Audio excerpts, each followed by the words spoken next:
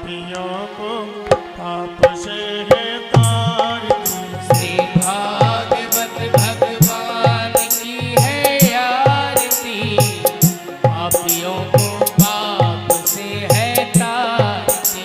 ये अमर ग्रंथ ये मुक्ति पंथ ये पंचों वेद निराला है, नव बुद्धि जगाने वाला है।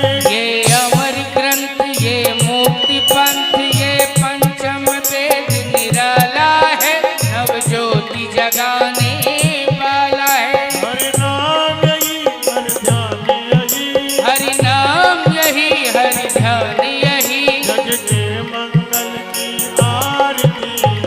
पापियों को पाप से है तारती। श्री भागवत भगवान की है आरती, पापियों को पाप से है तारती। ये शांति गीत पावन पुनीत पापों को मिटाने वाला है, हर रस कराने वाला है।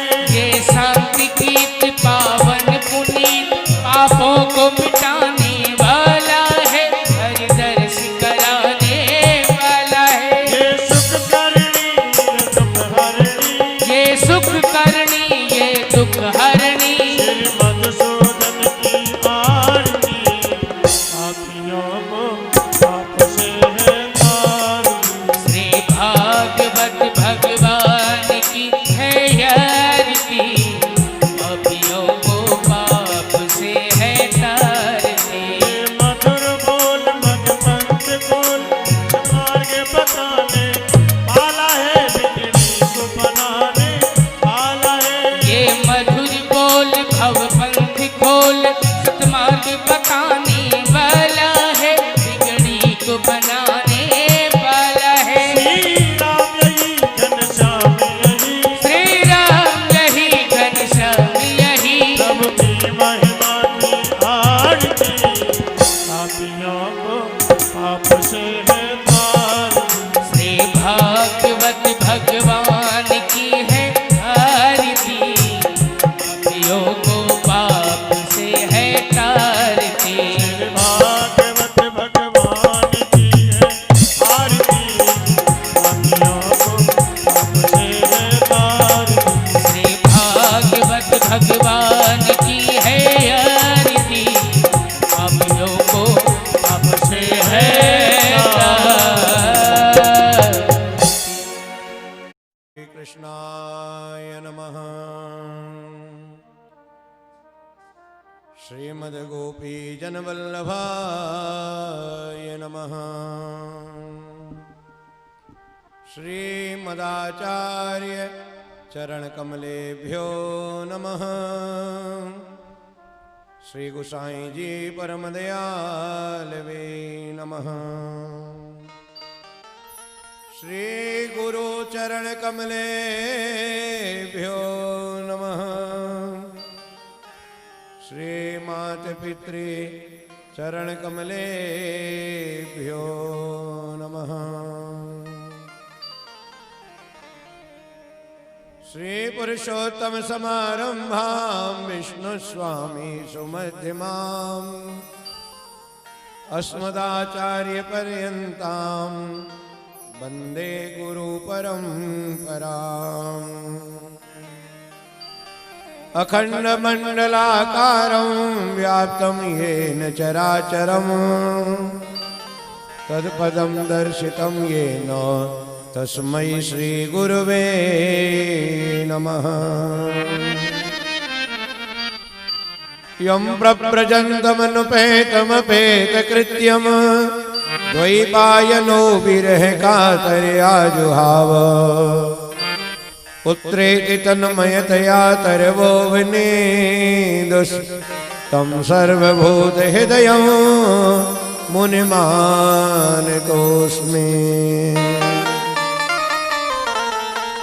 नारायणं नमस्कृत्य नरं चैव नरोत्तमं देवीं सरस्वतीं व्यासं ततो जयमुदीरये। श्री गोवर्धननाथ नाथ पाद युगलम हेयंगवीन प्रियम नित्यं श्री मथुराधिपं सुखकरं श्री वेठलेशं मुदा श्रीमद्वारवतीश गोकुलपति श्री गोकुलेन्दुं विभो श्रीमन्मन्मथ मोहनं नटवरं श्रीबाल कृष्णं भजे देवता बालकृष्णस्य चतुर्वर्ग प्रदायक शिरो मे बालकृष्णस्य पातु नित्यं मम श्रुतिः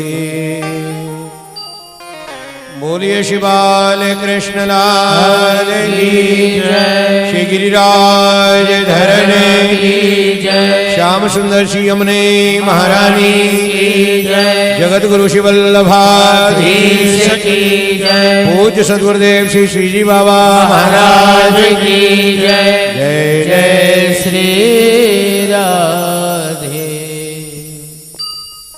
उपस्थित प्रभुपद प्रेमानुरागी जन,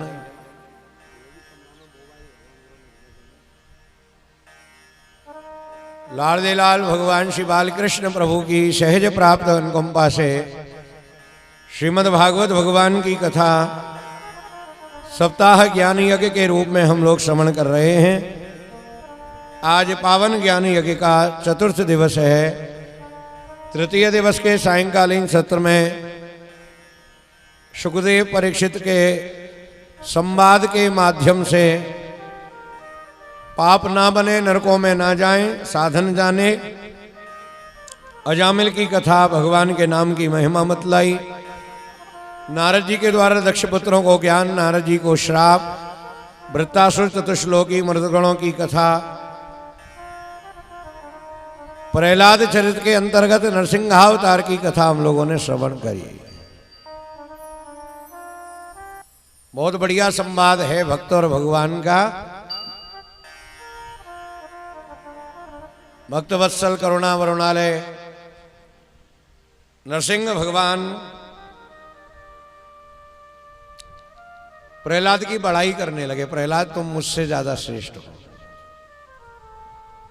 कैसे? मैं आपसे ज्यादा श्रेष्ठ कैसे हो सकता हूं? कहा, बोले तुम्हारा जो गुण है वो सराहनीय है और वह गुण है सहन शक्ति। तुम्हारे पिता ने तुमको पहाड़ से नीचे फेंक दिया, जलाने की कोशिश करी, हाथियों से कुचलवाने का प्रयास किया, क्या क्या नहीं किया तुम्हें सताने के लिए। फिर भी तुमने लौट करके जवाब नहीं दिया कि पिताजी ये क्या कर रहे हो कि मैं घर छोड़ के चला जाऊंगा, मेरा तुम्हारा संबंध खत्म हो जाएगा। नहीं नहीं, मरते दम तक वो तुमको सताते रहे और तुम उनसे उतना ही स्नेह, उतना ही प्यार, उतना ही सम्मान करते रहे। और मेरे ऊपर तो एक बार तलवार उठाई खंबे के ऊपर तो मैं आपा खो बैठा, खंबा फाड़ करके बाहर आ गया। तुम में मुझसे कई गुनी ज्यादा सहन शक्ति है, इसलिए प्रहलाद तुम मुझसे ज्यादा श्रेष्ठ हो। हम लोग जिस भवन में बैठ करके भागवत कथा सुन रहे हैं, इस भवन का सृजन गिरिराज जी की कृपा से हमारे भाई साहब श्री सुरेश जी अग्रवाल गर्ग साहब इन्होंने ही किया है और विशेष सेवा में रुचि है। स्वयं घूम करके देखते हैं कहीं किसी बात का अभाव तो नहीं है। और ये नहीं खाली भवन बना दिया छुट्टी, स्वयं भी आकर के गिरिराज जी में रहना, परिक्रमा करना, वैष्णव सेवा, संत सेवा, बंदरों की सेवा, अनेक प्रकार की सेवा करते हैं। बोलो श्री गिरिराज धरण की जय। प्रहलाद, वरदान मांगो, मैं तुम्हारी भक्ति से प्रसन्न हूं, वरदान मांगो। थोड़ा ध्यान देंगे, ये जो संवाद है, कोई अगर पूछे कि प्रहलाद चरित्र से क्या सीखना है, तो हम क्या जवाब देंगे कि हमने प्रहलाद चरित्र से क्या सीखा?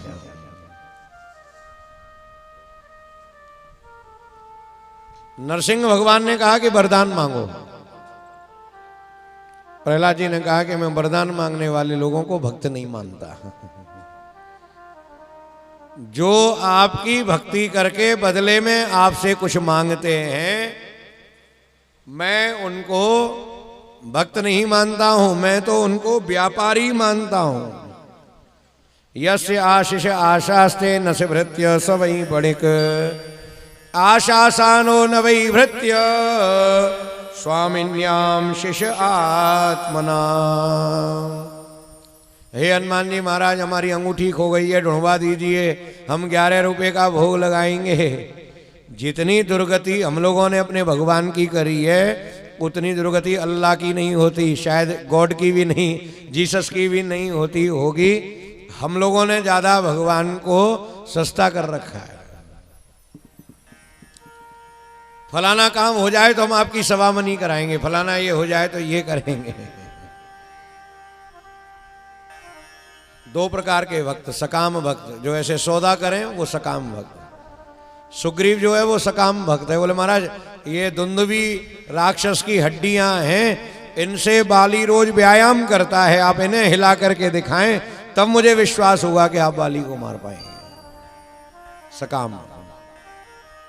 विभीषण निष्काम, कोई कामना नहीं, चले आए। कभी कुछ मांगने के लिए भगवान का भजन नहीं करना चाहिए, भक्ति नहीं करनी चाहिए। महाराज आदत पड़ गई है मांगने की, फिर जाएं कहां, मांगे किससे? संतों का कहना है कि मांगने की जरूरत ही नहीं पड़ेगी, भगवान के सामने बैठना शुरू कर दें।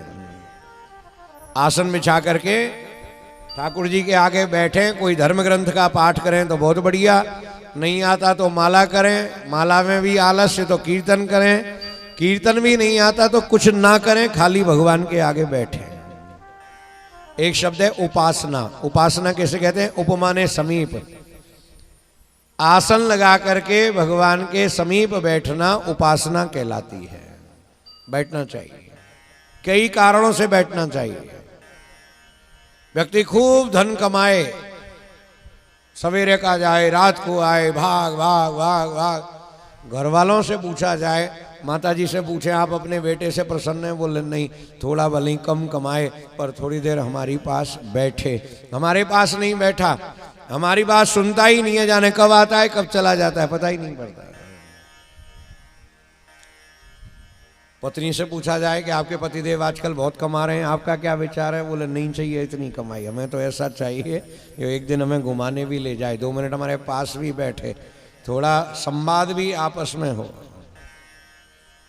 बच्चों से पूछा जाए तो कह देंगे अगर बदलते हो तो पापा को बदल दो, ऐसा पापा नहीं चाहिए जो पता ही नहीं पड़े कब आया कब है।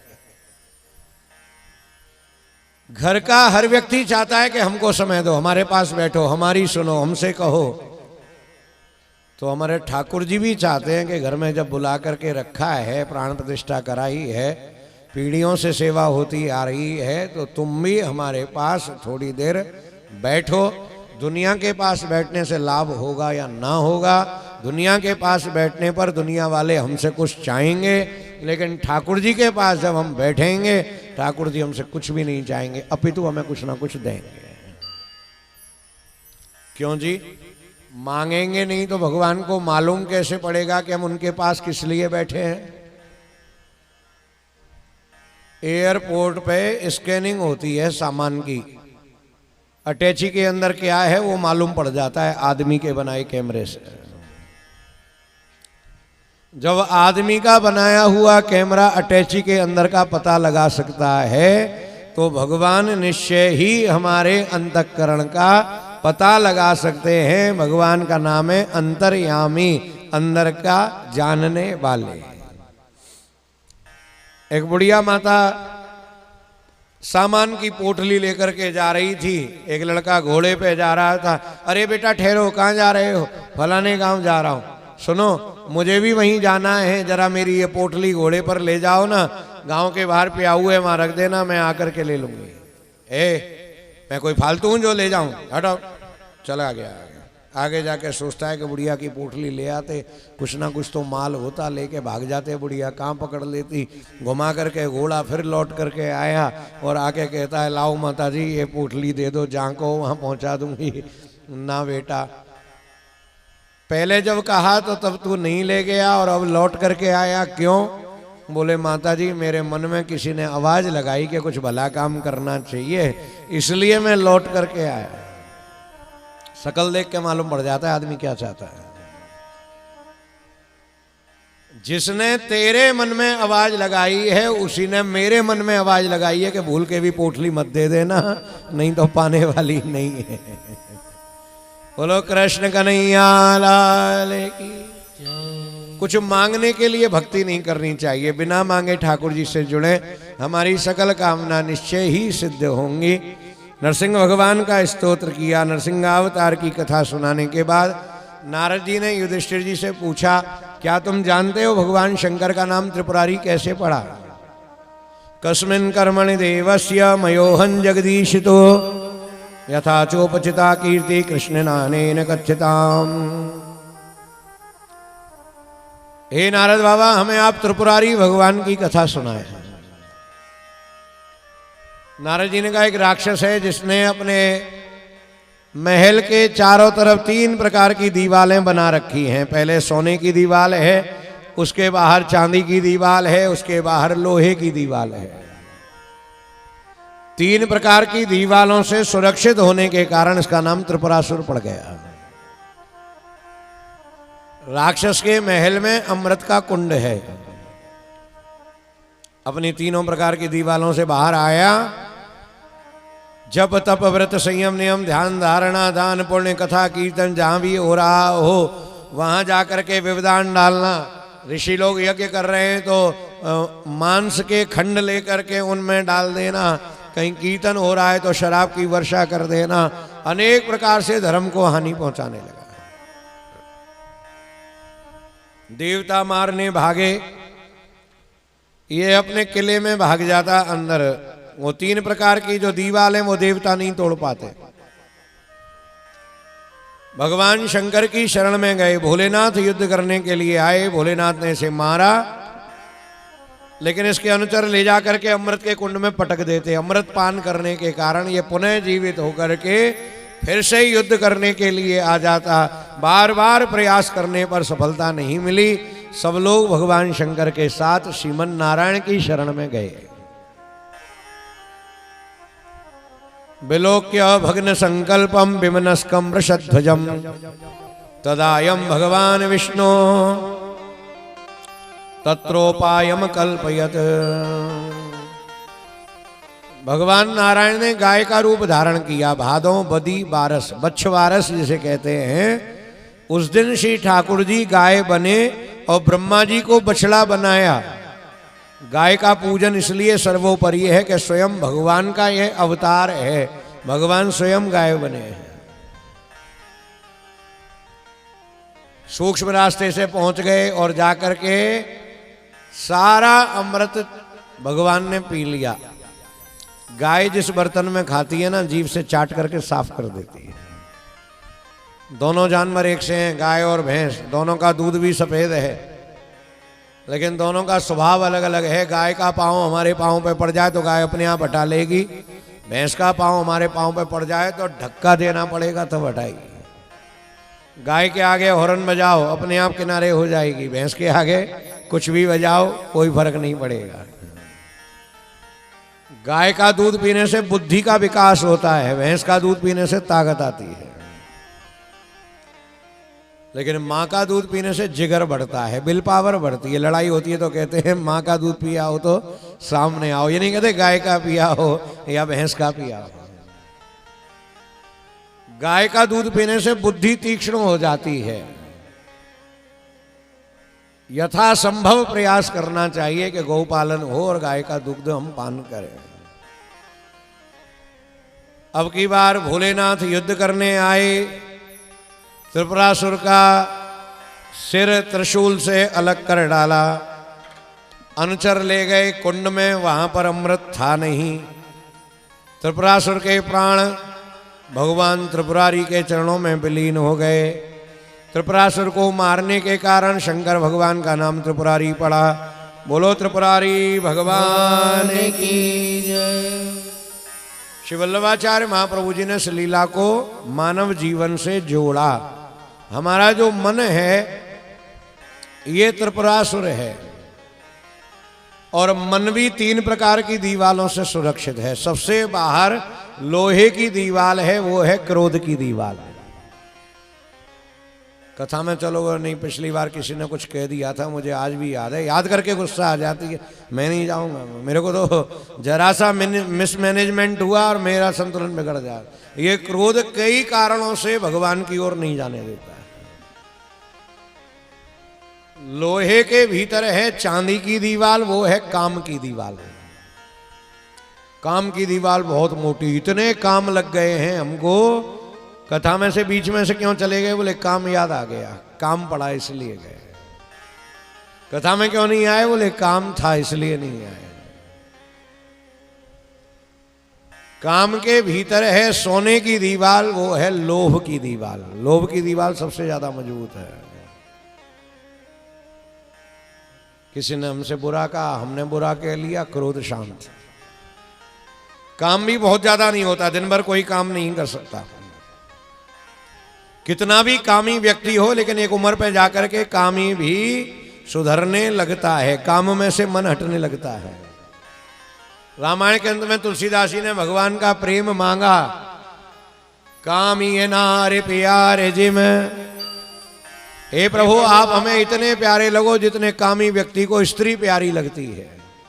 फिर याद आया, नहीं नहीं, एक उम्र पे तो स्त्री से भी मोह छूट जाता है। फिर कहा, बोले लोभी है प्रिय जी में दाम। जैसे लोभी व्यक्ति को दाम अच्छे लगते हैं, ऐसे आप मुझे प्यारे लगो।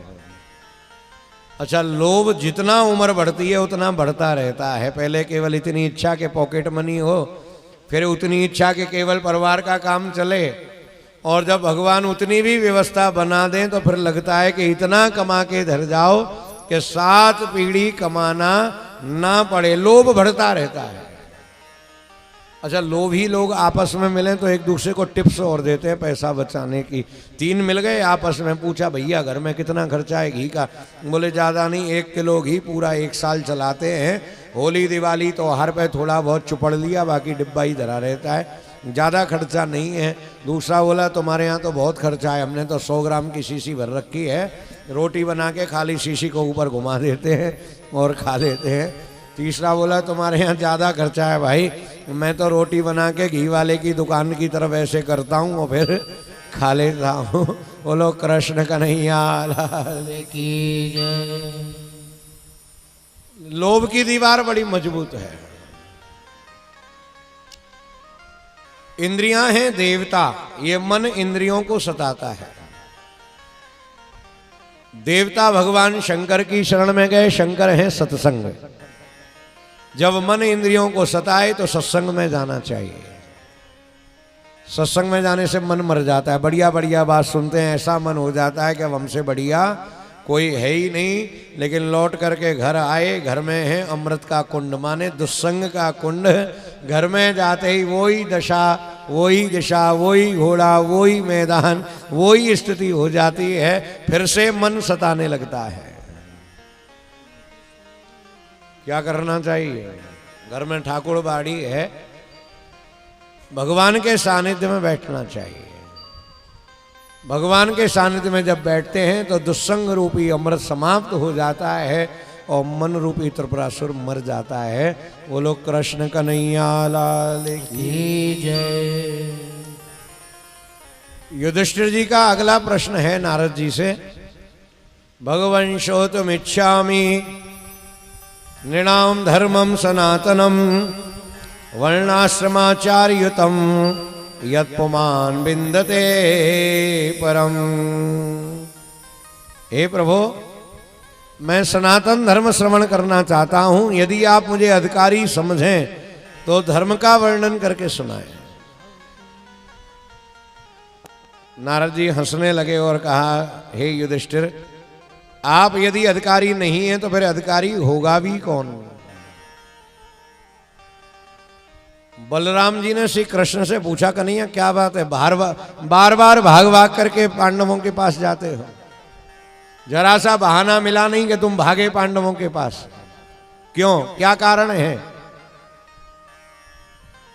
श्री कृष्ण ने कहा कि पांडव कभी भी धर्म को नहीं छोड़ते, हर समय धर्म को धारण किए रहते हैं, अधर्म की तरफ जरा भी नहीं जाते, हर समय उनका जीवन धर्म में बीतता है, इसलिए मैं भाग भाग करके उनके पास जाता हूं।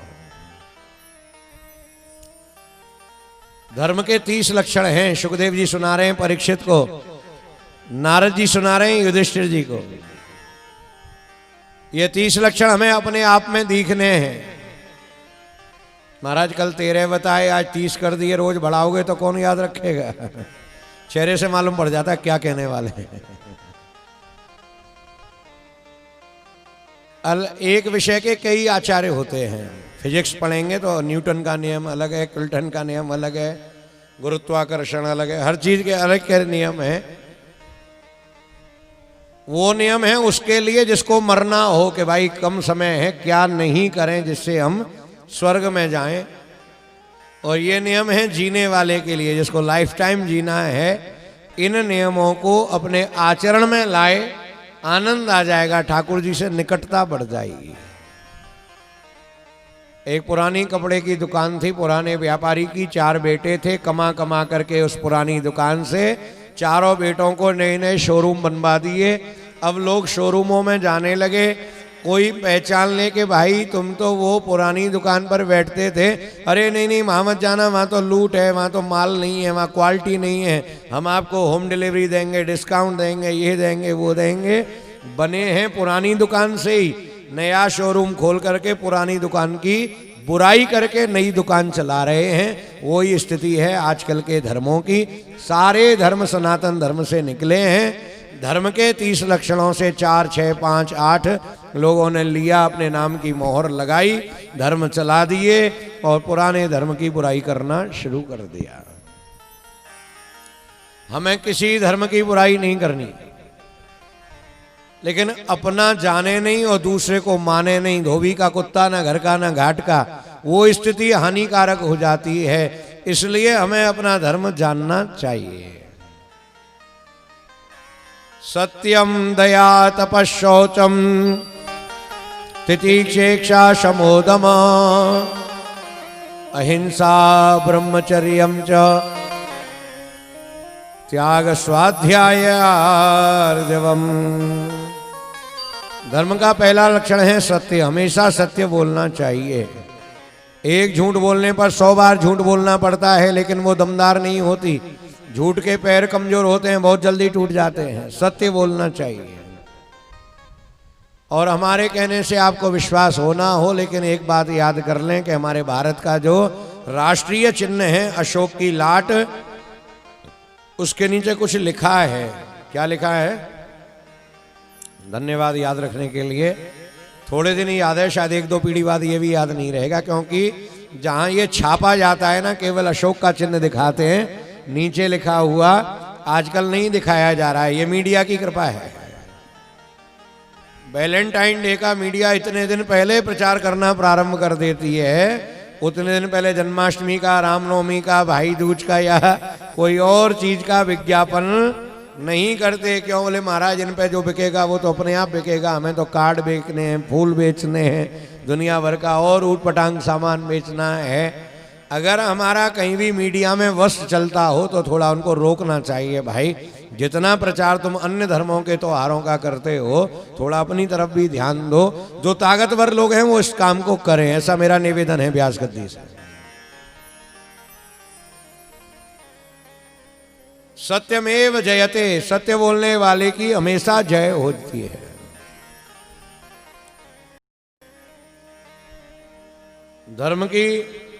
धर्म का अगला लक्षण है दया। प्राणी मात्र पर दया करनी चाहिए। कभी कभी हम बालू में बैठते हैं, खड़े होते हैं, ऐसे कपड़े फटकारते हैं कि पीछे बैठे के सवरे आंख में भर जाए। ये दया का व्यवहार नहीं है। अरे कपड़े ही तो फटकारे, अरे फटकारे पर दूसरे की तो आंख खराब हो गई। हाथ धो करके आए, हाथ छिड़क दिए, चाहे किसी की आंख में जाओ, चाहे किसी का चश्मा खराब हो, छिड़क दिए। हमारे तो बाल उड़ गए, अगर नीचे झुके हों तो कोई लोग खोपड़ी पे ही तिलक कर जाते हैं। बोले तिलक ही तो किया, सिर पे ही तो किया, सिर कहाँ तक है ये तुम देखो कहाँ तक है। दया की भावना, जरा सा भी कुछ गड़बड़ हमारे द्वारा ना हो। पुल बन रहा है, राम जी पे कोई काम नहीं, राम जी बैठे बालू में। अचानक क्या सूझा कि बाण निकाला, बाण निकाल करके धरती में गाड़ना शुरू किया। देखता हूं ये बाण कितना नीचे जा पाता है। पानी में बैठो या बालू में, कुछ ना कुछ करने का मन करता है। पानी में बैठेंगे तो छींटा लगाएंगे, उछालेंगे, देखने लायक नज़ारा होता है। हरिद्वार में जन कितनी बार सूर्य को अर्घ दे दें, ठंड लगे फिर यही देने लग जा, फिर करने लगे। बालू में भी बैठे तो मन चंचल हो जाता है, कोई ऑटोग्राफ देने लगता है, कोई गुफा खोदता है, कोई लड्डू बनाता है, कोई कुछ करता है, करते सब है। हमारे राम जी भी तो मनुज बने हैं ना, मनुष्य लीला कर रहे हैं। बाण को लेकर के गाड़ना प्रारंभ किया, आधा बाण अंदर गया कि लगा कुछ गुदगुदा है, कुछ है नीचे। बाण को नीचे करें और बाण हल्का सा उठ जाए। खोदना शुरू किया तो नीचे एक मेढक निकला। मेढक की पीठ पे जाकर के बाण की नोक लग रही थी। मेढक को गोदी में लिया, हाथ पे लिया, पुचकारा। भले आदमी, जब बाण चुभ रहा था तो तू चिल्लाया क्यों नहीं? टर्र टर्र करता, बचाओ बचाओ करता, कुछ तो करता। मेढक बोला, महाराज जब दुनिया चिल्लाती है, जब दुनिया मारती है तो आपके आगे चिल्लाते हैं, और जब आप ही मार रहे थे तो चिल्लाते कहाँ? हमें तो कोई जगह नहीं दिख रही थी। जब दुनिया सताती है तो आपके द्वार पर भागते हैं, और जब आपका ही सताने का मन कर रहा हो फिर चिल्लाएं कहाँ? राम जी ने बाण फेंका, कान पकड़े। भूल से भी कोई काम ऐसा ना हो जो किसी को तकलीफ हो। यह है दया की भावना। तुलसी दया न छाणिए, जब लग घट में प्राण। अपने प्राण भले ही संकट में पड़ जाएं, लेकिन दया नहीं छोड़नी। धर्म का अगला लक्षण है तप। तपस्या करनी चाहिए। आज के जीवन में सबसे बड़ी तपस्या है अपना काम अपने आप करना। ज्यादा से ज्यादा हम किसी दूसरे पर हुक्म चलाएं। दो लाभ होंगे। पहला लाभ कि अपना काम अपने आप करने से शरीर चलता रहेगा, फिजियोथेरेपी कराने नहीं जाना पड़ेगा। जब हम घर का काम करना छोड़ देते हैं तब हमें डॉक्टर के पास जाकर के हाथ पैर चलाने पड़ते हैं। वो कहता है जरा ऐसा करो ऐसा करो। अरे घर में ही कर लो ना, जाले छुड़ाओ, पोंछा लगाओ, और भी जो जो काम कर सको करो। ये सारे फिजियोथेरेपी वाले एक्सरसाइज। और दूसरा फायदा है अपना काम अपने आप करने से घर में इज्जत बहुत होती है। बच्चे आपस में बात करते हैं, दादी के पास मत जाना, देखते ही हुक्म बता लेगी, कोई ना कोई काम बता देगी।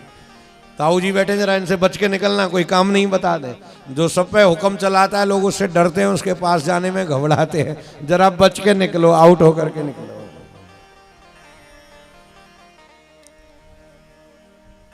अपना काम अपने आप करना चाहिए, सबसे बड़ा तप है। अगला लक्षण है शौचम, माने पवित्रता। ज्यादा से ज्यादा पवित्र रहना चाहिए।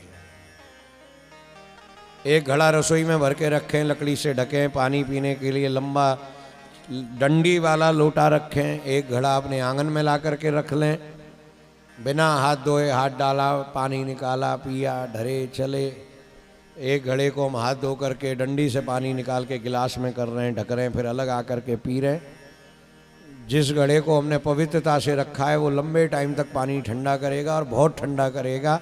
और जिस घड़े को हम झूठे हाथों से छू रहे हैं और ढका भी नहीं है और ख़राब है, बहुत जल्दी ठंडा करना बंद कर देगा, ख़राब भी हो जाएगा। ये शरीर एक घड़ा है, जितना पवित्र रखेंगे उतनी लाइफ लॉन्ग हो जाएगी, और जितने अपवित्र हो जाएंगे उतने हम बहुत जल्दी खराब भी हो जाएंगे। पवित्र रहना चाहिए।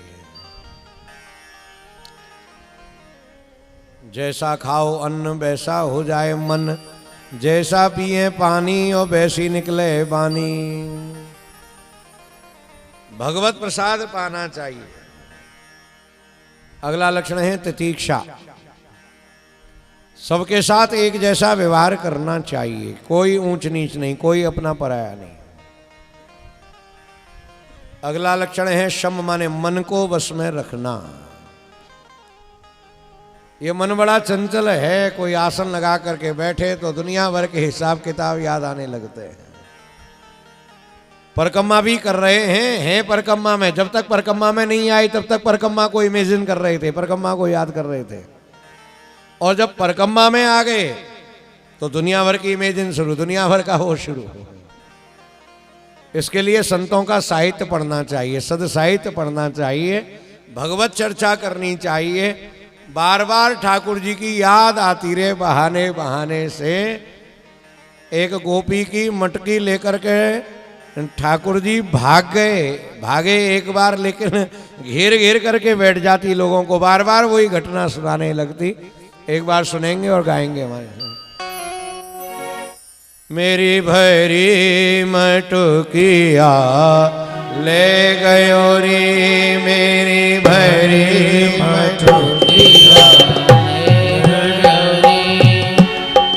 ले गयो ले गयो ले गयो रे, ले गयो ले गयो ले गयो रे, मेरी भरी मटकिया ले गयो रे, मेरी भरी मटकिया ले गयो रे। कछु आप खायो कछु ग्वालन खवायो, कछु आप खायो रे ग्वालन खवायो, कछु आप खायो कछु ग्वालन खवायो, कछु आप खायो कछु ग्वालन खवायो।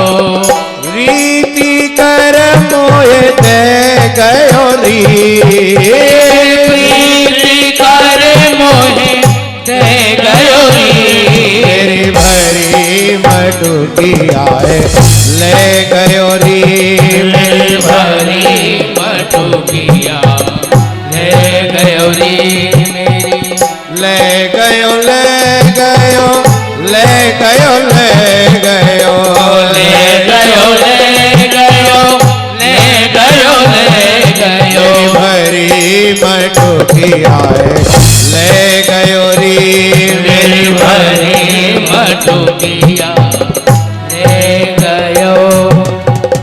वृंदावन की कुंज गलिन में, वृंदावन की कुंज गलिन में, ऊंच नीच मुझसे कह गयो री, ऊंच नीच मुझसे कह गयो री, मेरी भरी मटकिया ले गयो री, मेरी भरी मटकिया ले गयो री। परमानंद दास को ठाकुर, परमानंद दास को ठाकुर, परमानंद दास को ठाकुर, परमानंद दास को ठाकुर। अंगूठा दिखाए रस ले गयो री, अंगूठा दिखाए रस ले गयो री, मेरी भरी मटकिया ले गयो री, मेरी भरी मटकिया ले गयो री, मेरी भरी मटकिया ले गयो री, मेरी भरी मटकिया ले गयो। बोलो बाल कृष्ण लाल की जय। अगला लक्षण है दम, माने इंद्रियों का दमन करना, इंद्रियों को अभ्यास करके वश में करना। अगला लक्षण है अहिंसा, हिंसा से दूर रहना। थोड़ा ध्यान देने वाली बात है, गोली मार देना या चाकू घोंप देना ही हिंसा नहीं है। हिंसा कई प्रकार की, किसी की समाज में बेइज्जती कर देना हिंसा है, किसी की गुप्त बात को सबके सामने कह देना हिंसा है, नहीं कहनी चाहिए। किसी के बालक में गलत संस्कार डालना भी हिंसा है, किसी के खेत में आग लगा देना, घर में आग लगा देना भी हिंसा है। किसी की वस्तु को चुरा लेना भी हिंसा है। किसी को अपने लक्ष्य से भटका देना भी हिंसा है। किसी के मार्ग को भ्रमित कर देना भी हिंसा है, नहीं करना चाहिए। धर्म का अगला लक्षण है ब्रह्मचर्य, ब्रह्म चिंतन करते रहना चाहिए। अगला लक्षण है त्याग, हमेशा मन में त्याग की भावना रखना। भरत जी ने, श्री राम जी ने जितनों को गले लगाया सबको एक उपाधि दी, ते मम प्रिय भरत सम भाई, तुम मुझे भरत के समान प्यारे भाई हो। लक्ष्मण जी नाराज हो गए, रूठ करके बैठ गए एक दिन। राम जी ने कहा क्या हुआ? बोले महाराज 14 वर्ष के लिए घर हमने छोड़ा, घरवाली हमने छोड़ी, घरवाले हमने छोड़े। आप किसी को भी गले लगा के ये नहीं कहते कि तुम मम प्रिय लक्ष्मण सम भाई। लगता है आपको भरत जी ज्यादा प्यारे हैं। आप जिसे भी गले लगाते हो उससे एक ही बात कहते हो, ते मम प्रिय भरत सम भाई। क्यों? कहा बोले अयोध्या का राज छोटा मोटा राज नहीं है। पिताजी चाहते हैं मैं राजा बनूं, माँ चाहती है भरत बने। भरत जी का त्याग देखो कि मेरे को राजा बनाने के लिए कितने दूर चित्रकूट चल करके आए, राज्याभिषेक की तैयारी करके लाए। मेरा लोगों से कहना है कि ते मम प्रिय, तुम मुझे प्यारे लगोगे कब? जब भरत जैसे त्याग की भावना, भरत जैसी संभाई तुम्हारे हृदय में आ जाएगी तो प्यारे लगोगे, अन्यथा नहीं लगोगे। त्याग वाले से भगवान प्रसन्न रहते हैं। लक्ष्मण जी ने कहा कभी तो किसी को हमसे नापना, कोई मिल जाए तो कभी तो हमारा नाम लेना। बोले मिलेंगे तो ले लेंगे। हनुमान जी मिले और जब कंधा पे बैठ करके चले तो राम जी बोले ते मम प्रिय, हनुमान तुम मुझे प्यारे हो। लक्ष्मण जी के कान खड़े हो गए, देखें अब की बार कौन सा मीटर लगने वाला है। राम जी ने कहा ते मम प्रिय लक्ष्मण ते दूना, तुम मुझे लक्ष्मण से दुगने प्यारे हो। लक्ष्मण जी बोले मरवा दिया, नहीं नापते तो बढ़िया। एक तो नापा और नापने के बाद ये बंदर जो अभी अभी मिलाए थोड़ी देर पहले, और ये हमसे दुगना प्यारा कर डाला। लगता है ये नाप तोल वाला मीटर खराब है ठाकुर जी का। एकांत में जब मुलाकात हुई तब कहा महाराज ये कौन सा तरीका नापने का? क्या हुआ? हनुमान जी से मिलना हुआ, कंधे पर बैठ करके क्या चले आपने कह दिया दूना, आपने दुगना कर दिया। बोले ना ना, सुनने में फर्क है। हमने तो खाली ये कहा था ते मम प्रिय, तुम हमें प्यारे हो। क्यों हो? क्योंकि लक्ष्मण से दुगनी ताकत वाले हो। लक्ष्मण तो पृथ्वी को उठाते हैं, शेष हैं, और तुमने लक्ष्मण को भी उठा लिया और हमें भी उठा लिया, इसलिए तुम दुगनी ताकत वाले हो। ते मम प्रिय, ये तो हो गई एक लाइन। ये चैप्टर यहीं खत्म कर दो लक्ष्मण। अब दूसरा चैप्टर शुरू हो रहा है कि तुम दुगने हो लक्ष्मण से। अच्छा ऐसे नाप रहे हैं? बोले तो नापते रहो, फिर कोई परेशानी नहीं। कृष्ण कन्हैया लाल की। आप लोग जयकारा नहीं लगाते तो बड़ा दुख होता है, नाश्ते के सारे पैसे बेकार जा रहे हैं। सवेरे का नाश्ता इसलिए, भागवत में तो लिख रहा है बिना खाए कथा सुनो, फिर लिख रहा है कि नहीं रहा जाए तो फल खा करके सुनो। फिर मालूम पड़ा कि चौथे दिन एडमिट कराना पड़ा। क्या हुआ? बोले बिना खाए सुन रहे थे इसलिए बीपी डाउन हो गया, प्लेटलेट्स कम हो रही हैं। चलो भैया खवाओ। लेकिन अब तो इतना खवाया जाता है, बड़ी खुशबू आती है जालीदार के बाड़ में से भीतर। हंसी मजाक की बात है, लेकिन प्रार्थना है जयकारा बोला करें। जो बोलता है भगवान की जय उसकी होती है विजय, और जो नहीं बोलता है जय उसकी होती है पराजय। ठाकुर जी सोचते हैं कि मेरी जय नहीं बोल रहा है, इसका मतलब मेरी पार्टी का नहीं है, कोई दूसरी पार्टी का कार्यकर्ता आके बैठ गया है। श्री गिरिराज धरण की। ब्रज में तो डरा देते हैं, बोले जो नहीं बोलेगा जय बाकी छोरी होंगी 6, फिर निकलती है आवाज, बोलो कृष्ण कन्हैया लाल की। अब छोरी के डर के मारे निकली आवाज। धर्म का अगला लक्षण है स्वाध्याय। बहुत ध्यान देने वाला लक्षण है ये। स्वाध्याय माने स्वयं अध्ययन करना। गीता भागवत रामायण घर में ला करके रखें अर्थ सहित, और समय निकाल करके उनको पढ़ें। आसन बिछा के अगरबत्ती जला के ना पढ़ें, समय नहीं है अपने पास अनुष्ठान के रूप में पढ़ने का। झूला झूलते पढ़ें, पलंग पर उल्टे लेट के पढ़ें, सोफा पे लटक करके पढ़ें, छत पे घूमते हुए पढ़ें, कैसे भी पढ़ें लेकिन अपने ग्रंथों को पढ़ें। आजकल की पीढ़ी पूछती है महाराज ये भगवत गीता भागवत एक ही बात है या अलग अलग है? हमने कहा मम्मी से पूछा, बोले नहीं। पापा से पूछा, बोले नहीं। क्यों नहीं पूछा? बोले उनको ही नहीं मालूम। हम खुद पढ़ें कि भगवत गीता अलग है भाई, अर्जुन को सुनाई थी, श्री कृष्ण ने सुनाई थी। भागवत अलग है, अर्जुन के पोते परीक्षित को सुनाई थी, सुखदेव जी ने सुनाई थी। रामायण अलग है, तुलसीदास जी ने रची है, वाल्मीकि जी की अलग है। ये पढ़ना चाहिए और बताना चाहिए घर वालों को। स्वयं अध्ययन करना चाहिए। धर्म का अगला लक्षण है आर्जवम, शांति की स्थापना करना। घर में शांति कैसे रहे? संतोष समदक सेवा ग्राम में हो परमशनै। अगला लक्षण है संतोष, मन में संतोष रखना चाहिए। समद्रक सेवा, सेवा के साथ एक शर्त है, सबकी समान भावना से सेवा करनी चाहिए। इसका मतलब है समद्रक सेवा। लड़की की शादी होती थी तो दाल पीस करके बड़ी तुड़वाते थे। आपके यहाँ बड़ी, हमारे यहाँ मंगोड़ी कहते हैं। चटाई पे मंगोड़ी तुड़वाते, पास में ताला चाबी और कोला रख देते।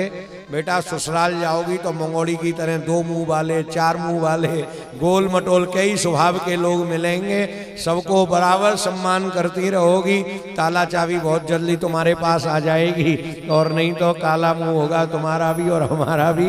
यही सिखाया है तुम्हारे माँ बाप ने। बहुत जोरदार शिक्षा थी। सबकी समान भावना से सेवा करनी चाहिए। प्रसाद बांटने की ड्यूटी देखो, जान पहचान वाले को तो 2 लड्डू देंगे, ले जा जल्दी चुपचाप ले जा। अनजान आ जा, चलो चलो भीड़ मत करो, वहां सारी कथा उतर जाती है कि समान भावना से सेवा करनी। धर्म का अगला लक्षण है ग्राम में हो परमशनै। ग्राम सेवा माने समाज सेवा करनी चाहिए। चाहे हम किट्टी पार्टी बनाएं, चाहे क्लब बनाएं, चाहे कोई समिति बनाएं, हम अपना मनोरंजन ज्यादा कर रहे हैं या समाज के लिए भी कुछ दे रहे हैं, इस बात पर विचार करना चाहिए कि चलो इकट्ठे होकर के खाने पीने की व्यवस्था तो हमने कर ली, लेकिन इसके अलावा हम समाज के लिए कुछ करें, ये विचार करना चाहिए। अच्छी समझ से अच्छा समाज बनता है। पहले अपने अंदर समझ लाएं, फिर समाज बनाएं। मौन रहना सनातन धर्म का लक्षण है। मौन, आत्म मंथन करना सनातन धर्म का लक्षण है। अपने आप को देखना आंख बंद करके, हम कितने शरीफ और कितने बदमाश हैं। हर व्यक्ति को खुद देखना चाहिए। धन का विभाग करना सनातन धर्म का लक्षण है, मतलब कमा करके लाएं। भागवत में तो 25% लिखा है, पर 10% धर्म के लिए जरूर निकालना चाहिए। एक सेठ जी ने खूब धन को भर भर के रखा। 3 तरह का धन होता है। लोग कहते हैं 1 नंबर का कि 2 नंबर का, नहीं, यहाँ 3 तरह का है। एक लक्ष्मी कमल के ऊपर बैठी हैं, एक हाथी के ऊपर, एक उल्लू के ऊपर। जो कमल पर लक्ष्मी है वो सतोगुणी है, जो हाथी पे है वो रजोगुणी है, जो उल्लू पर है वो तमोगुणी है। 3 ही रूप हैं, माता के रूप में, पत्नी के रूप में और बेटी के रूप में। जो भर भर के अलवारियों में धर रहे हैं, अगरबत्ती घुमा रहे हैं, जय लक्ष्मी माता तुम बिन यज्ञ ना होते कुछ नहीं आता, वो माँ मान रहे हैं। जो खा रहे हैं पी रहे हैं मौज कर रहे हैं वो पत्नी मान रहे हैं, और जो दान पुण्य में लगा रहे हैं वो बेटी मान रहे हैं। सेठ जी के 4 बेटे थे, खूब धन था। सपने में लक्ष्मी जी आई, कहा सेठ जी 7वें दिन हम तुम्हें छोड़ करके चली जाएंगे। सेठ जी की आंख खुली, देखा अरे 4 बज रहे, सवेरे के सवेरे का सपना है। सपना नहीं है तो वास्तव में आवाज आई थी कान में। चारों बेटा चारों बहू बुलाए, सुनो लक्ष्मी जी कह रही हैं 7वें दिन छोड़ के चली जाएंगी, कोई उपाय है तुम लोगों के पास? बड़ा बेटा बोला हाँ उपाय है ना, सारा पैसा नंबर 1 का करा के बैंक में जमा करा दो, इंटरेस्ट आती रहेगी, और जब चाहिएगा जब एफडी तोड़वा देंगे, मांग लेंगे, सब पैसा बैंक में जमा करा। सेठ जी बोले नहीं, कभी कभी बैंक भी फेल हो जाती है। कई बैंक हैं जैसे पुराना नाम था, अब नाम ही नहीं है उनका। दूसरे बेटे से पूछा, बोले सारा पैसा धरती में गाड़ दो, जब समय निकल जाएगा तब निकाल लेंगे। नहीं नहीं नहीं, धरती में गाड़ा हुआ भी कोला बन जाता है, मैं नहीं गाड़ूंगा। तीसरे से कहा तुम्हारे पास कोई उपाय बचाने का? बोले हाँ है उपाय, सारा पैसा मेरी ससुराल भिजवा दो, जब जब जरूरत होगी फोन करके मंगा लिया करेंगे, बढ़िया पार्टी है, पैसा कहीं जाएगा थोड़ी। नहीं नहीं, कभी कभी पार्टी फेल हो जाती है, हमारा और मारा जाएगा। चौथे से कहा कोई उपाय? बोले जी हम तो हर काम घरवाली की सलाह से करते हैं। बहू से पूछा कोई उपाय? बोले हाँ पिताजी, 500 रुपया लेकर के हम मेला देखने जाएं और जेब कट जाए तो मन दुखी होता है कि 500 रुपये चले गए, और वही 500 के खुले कर आकर के हम बांट करके आए तो मन खुश होता है कि आज हम 500 रुपये 50 लोगों को 10-10 रुपया हम बांट करके आए। अपने हाथ से बांटो तो मन खुश होता है। जब लक्ष्मी ने खुद कहा है कि मैं जाऊंगी, लक्ष्मी 7वें दिन जाएगी और आपके पास दिन शुरू हो रहे हैं आज से, क्यों ना आप इसको बांटना शुरू कर दें, अच्छे कामों में लगाना शुरू कर दें।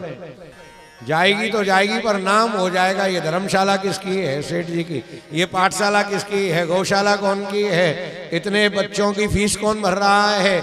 इतने बच्चों के कपड़े किसने बनवाए हैं? ये काम किसने किया? बोले सेठ जी ने। अरे नाम हो जाएगा, जाएगी वो तो जाएगी। सेठ जी को ऐसे लगा कि कई सारे मुनीम काम पे रख लिए, कहीं धर्मशाला बनने लगी, कहीं स्कूल, कहीं प्याऊ, कहीं कुछ, कहीं कुछ, कहीं बनने लगा। चारों तरफ अनेक लोगों को रोजगार मिला, चारों तरफ चर्चा चल गई, फलाना काम कौन करा रहा है? सेठ जी करा रहे हैं, फलाना काम सेठ जी करा रहे हैं। जितने तीर्थों में धर्मशालाएं सब सेठों की बनवाई हुई है। चौथे दिन लक्ष्मी जी आई और बोली सेठ जी मैं तुम्हें कभी छोड़ करके नहीं जाऊंगी। सेठ जी बोले माता जी इतना तो खर्चा करा दिया, पहले ही दिन आ जाती। बोले खर्चा किया इसलिए मैं आई हूँ। जो लोग मुझे कपाट में बंद करके रखते हैं मेरा जी घुटता है, और जो मेरे को हिलाते डुलाते रहते हैं, वेंटिलेशन बनाए रखते हैं, उनको मैं कभी भी नहीं छोड़ती। बोलो कृष्ण कन्हैया लाल की। भगवान की कथा सुनना धर्म का लक्षण है, कीर्तन करना धर्म का लक्षण है। अनेक लक्षण बतलाए और कहा 4 वर्ण और 4 आश्रमों में हमारा धर्म विभाजित है। पहला वर्ण है ब्राह्मण। ब्राह्मण के अंदर 9 गुण होने चाहिए। शमोदमस्तपशौचम संतोष शांतिरार्जवम ज्ञानम दया च तामस्तम सत्यम च ब्रह्म लक्षणम। सत्य बोलने वाला, मन को वश में रखने वाला, इंद्रिय निग्रही, तपस्वी, संतोषी स्वभाव का, शांत स्वभाव का, ज्ञानवान, दयावान, इतने लक्षण ब्राह्मण में होने चाहिए। दान लेना, दान देना, यज्ञ करना, यज्ञ कराना, विद्याध्ययन करना और विद्याध्ययन कराना, ये ब्राह्मण के कर्तव्य हैं। दूसरा वर्ण है क्षत्रिय। देश की रक्षा करना, धर्म की रक्षा करना क्षत्रिय का कर्तव्य है। शौर्य, वीर्य, धृतिश, तेज, आत्मजय, बलवान होना चाहिए, युद्ध में चपल, शस्त्र कला में निपुण होना चाहिए, राजनीति में निपुण होना चाहिए, कानून व्यवस्था का जानकार होना चाहिए। धर्म की रक्षा करना, देश की रक्षा करना क्षत्रिय का कर्तव्य है। कर के द्वारा जो धन प्राप्त हो उससे अपना निर्वाह करना चाहिए। कृषि गोरक्ष वाणिज्यम वैश्य कर्म स्वभावजम। तीसरा वर्ण है वैश्य। खेती करना, व्यापार करना, धन का लेन देन करना, गोपालन करना, ये वैश्य का कर्तव्य है। श्रीमद् भागवत बहुत प्रैक्टिकल ग्रंथ है, इतनी बढ़िया बात लिखी है। आस्तिक्य उद्यमो नित्यम नैपुणम वैश्य लक्षणम देव गुरु बच्चते भक्ति त्रिवर्ग परिपोषणम। 3 वर्गों का पोषण वैश्य से ही होता है, ब्राह्मण का भी, क्षत्रिय का भी, शूद्र का भी। वैश्य को धर्म करना चाहिए, व्यापार करना चाहिए, गोपालन करना चाहिए। चौथा वर्ण है शूद्र। शूद्र को एक ही काम, एक ही धर्म, वो है सेवा। भागवत में तो नहीं लिखा है कि ब्राह्मण बड़ा है, शूद्र छोटा है, बनिया अलग है या वो बड़ा है वो छोटा है। भागवत में नहीं लिख रहा है कहीं भी, किसी को मिले तो बताना।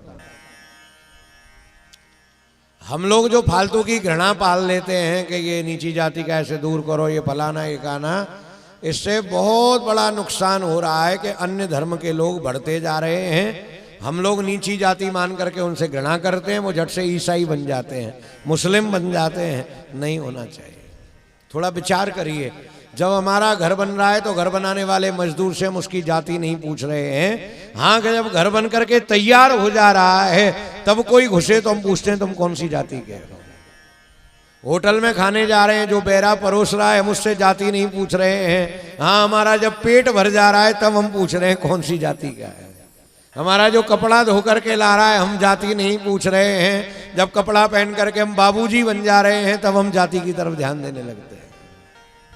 मैं ये नहीं कह रहा कि एक थाली में खाओ सबके साथ, नहीं, एक थाली में तो भाई भाई नहीं खा रहे, लेकिन मन से घृणा किसी से भी नहीं करनी चाहिए। बुआरी लगाने वाली को क्या कहते हैं? मेहतरानी।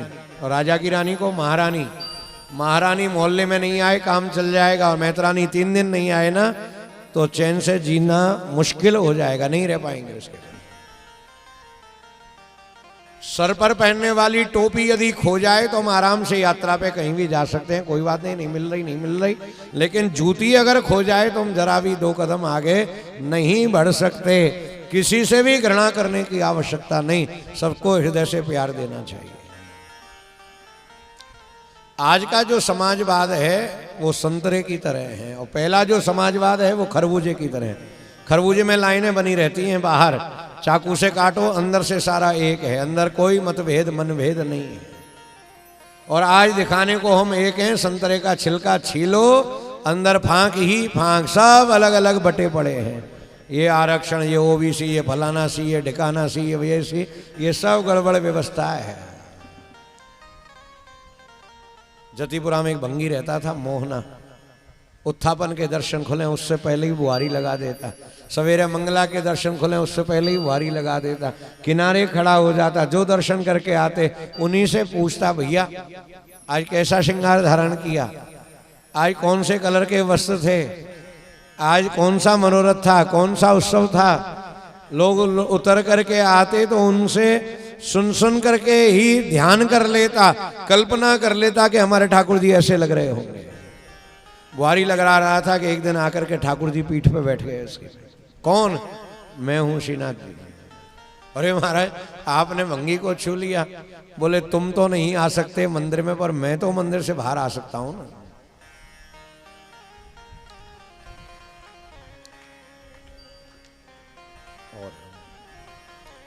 श्रीनाथ जी रोज उसके लिए अपने प्रसादी माला और बीड़ा भिजवाते भक्तों से। बोले वो मोहना है जो नित्य मेरे दर्शन पूछता रहता है, उसके लिए ले जाकर के दे। नाम जपत सुपचौ भलो, भगवान का भजन ना करने वाला ब्राह्मण बेकार, और भगवान का भजन करने वाला शूद्र भी सबसे अच्छा है। चतुराई चूल्हे पड़ो, धूरे मिलो अचार, तुलसी भगवन नाम बिन चारो वरण चमार।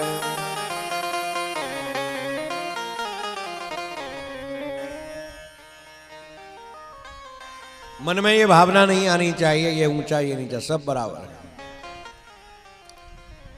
4 वर्णों के बाद 4 आश्रम बतलाए। पहला आश्रम है ब्रह्मचर्य आश्रम, और ब्रह्मचर्य आश्रम का एक यज्ञ है विद्या अध्ययन।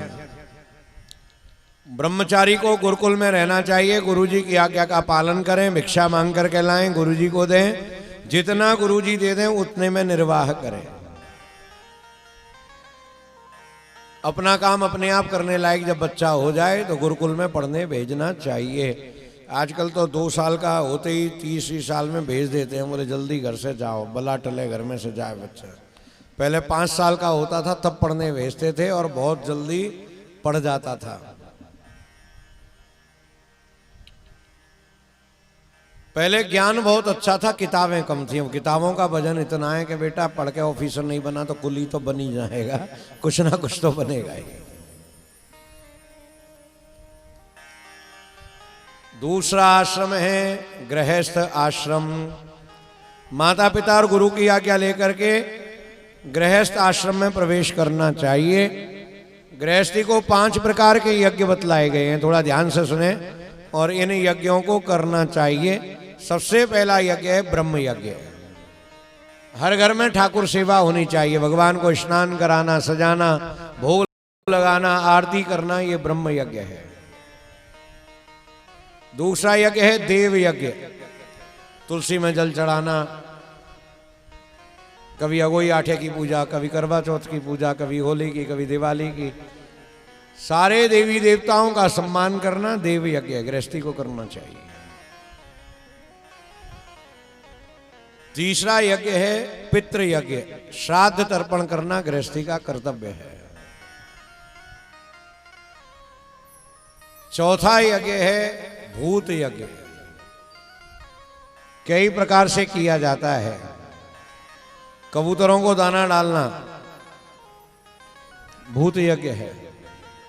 आटे की गोली बना करके कछुआ मछली के लिए तालाब, कुंड में, नदी में डालना भूत यज्ञ है। भोजन बनते ही अग्नि को भोग लगाना भूत यज्ञ है। भोजन बने तो पहली रोटी गाय के लिए निकालना भूत यज्ञ है। आखिरी रोटी कुत्ते के लिए देना भूत यज्ञ है।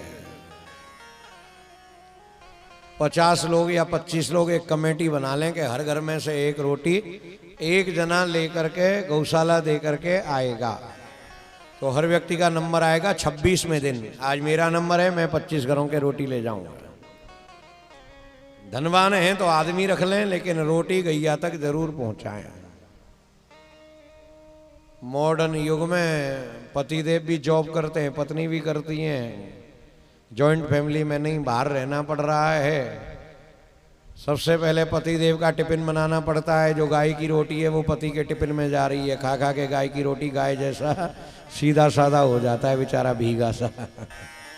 फिर बच्चों के लिए भोजन बन रहा है और आखिरी रोटी माता जी खुद खा रही हैं, जो भौंकने लग जाती हैं थोड़े दिन में ही। वो आखिरी रोटी का प्रभाव पड़ता है। सीधा प्रैक्टिकल इफेक्ट हमारे आचरण में दिख रहा है। संतों ने लिखा है, ये ग्रंथों में जो लिखा है ना, जो ऐसे ही नहीं लिख दिया कि चलो कुछ लिख दे, नहीं, अनुभव के आधार पर लिखा है।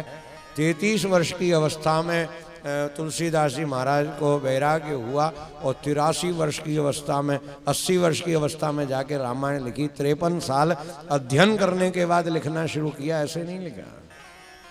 आजकल तो जिनको नहीं मालूम कि भागवत में कितनी अध्याय, वो लोग कथा कहना शुरू कर देते हैं। इतने साल का बच्चा कर रहा है, इतने साल का कर रहा है। उनसे कभी कमरे में अकेले में बात करो तो वो कहते हैं नहीं जी, हम मंच तक ही ठीक है, अकेले मत मिलना। हम तो एक ही बार पर बार बार जोर डालेंगे कि अर्थ सहित घर में ला करके रखो, खुद पढ़ो, खुद जानो, फिर खुद करो। आनंद आएगा, बहुत आनंद आएगा। मैं गीता प्रेस का कोई एजेंट नहीं हूं, ना ही वहां से कोई कमीशन की व्यवस्था है। लेकिन मैं सनातन धर्म का एजेंट हूं। मेरा लक्ष्य है सनातन धर्म के वास्तविक रूप का प्रचार करना।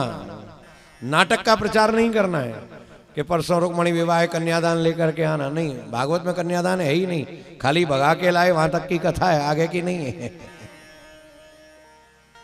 बामन चरित्र आएगा आज। बहुत सी कथाओं में बामन भगवान को घुमाया जाता है कमंडल लेकर के, पूरा नोटों से भर के आ जाए तो चलो कथावाचक के कमरे में रख के आओ। वो सिस्टम नहीं है यहाँ पर। यहाँ तो बार बार वही अनुरोध है कि सत्यता को जानें और आचरण में लाएं।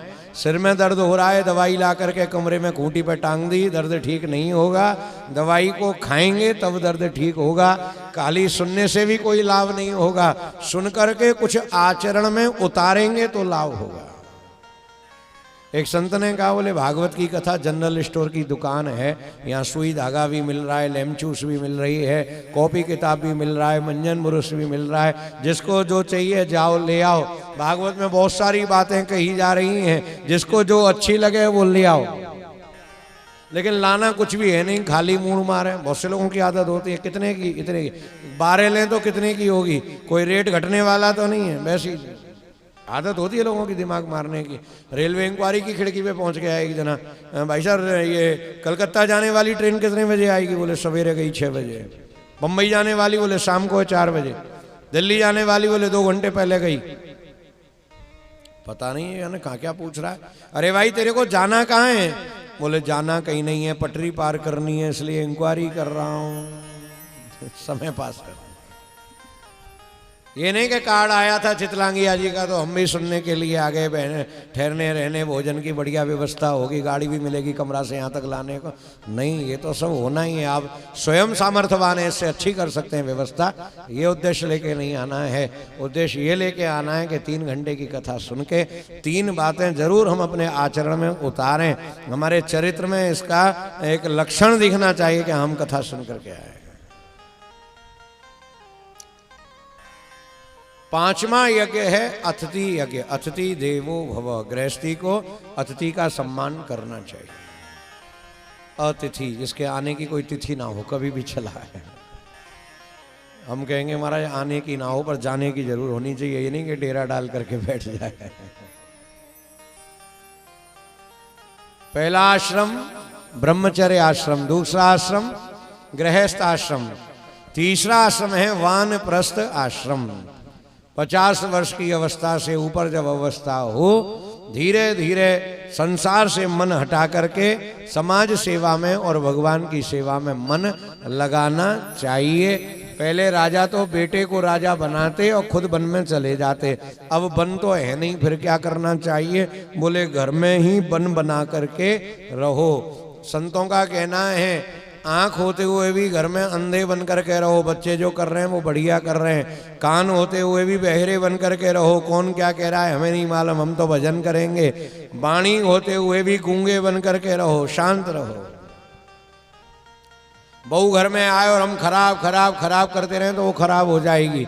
और कितनी भी खराब हो, हम अच्छी अच्छी अच्छी करते रहें तो एक दिन वो अच्छी होके ही मानेगी। हमारे ऊपर है कि हमें कैसा करना है।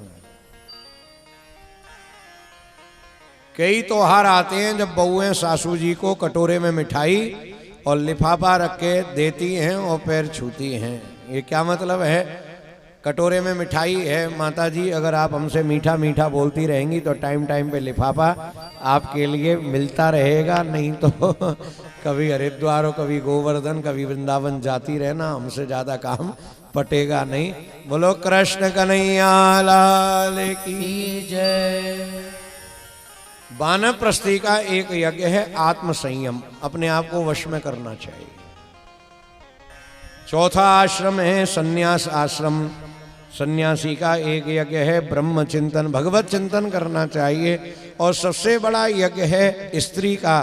भागवत में लिखा है कि स्त्री को स्वयं शोभायमान रहना चाहिए और परिवार को, अपने घर को, अपनी हर वस्तु को सजा करके रखना चाहिए।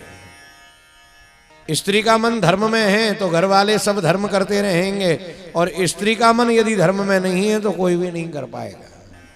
उदाहरण बहुत अच्छा है। छत के ऊपर पानी की टंकी में पानी भरा है तो बाथरूम में, रसोई में, सब जगह पानी आ जाएगा। टंकी खाली है तो कहीं पानी नहीं। स्वयं धर्म करना चाहिए, पति से, पुत्र से, परिवार वालों से धर्म कराना चाहिए। चलो बेटा, आज शनिवार है, साथ में बैठ करके हनुमान चालीसा करेंगे। आज एकादशी है, आज अपन लोग घड़ी लगा के 1 घंटे कीर्तन करेंगे। सवेरे हरे राम हरे कृष्णा हो रही थी, बड़ा आनंद आ रहा था। रोज रोज मत करो, लेकिन एकादशी के दिन तो करो, महीने में 2 दिन तो करो। छोटी छोटी दवाइयाँ खाएं, छोटे छोटे उपाय करें तो लाभ लंबे लंबे होंगे। हम वो नहीं करें कि सवरे विश्वामित्र, दधीची और वशिष्ठ बन जाओ। नहीं, वो तो जमाना गए। आप कोई जो बन रहे हैं, परिक्रमा कर रहे हैं, उनके संतों के दर्शन करो, दुनिया से मतलब ही नहीं है उनको। अपने को घर बार, फैक्ट्री, काम काज छोड़ करके बाबा जी नहीं बनना है, लेकिन घर में रह करके धर्म करना है, वो जरूर करना चाहिए।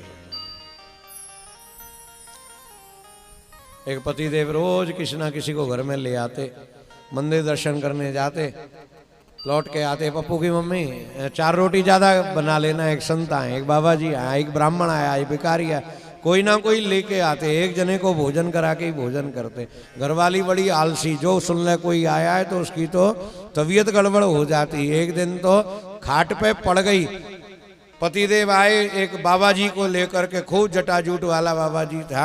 चलो महाराज भोजन कराऊं। घर पे आके बोला सुनो 4 रोटी ज़्यादा बना लेना। बोले नहीं, मेरे तो सिर में दर्द है, मैं नहीं बनाऊंगी। पड़ गई खाट पे, देखो मेरी इज्जत चली जाएगी, आज बना दो। बोले बिल्कुल नहीं बनाऊंगी।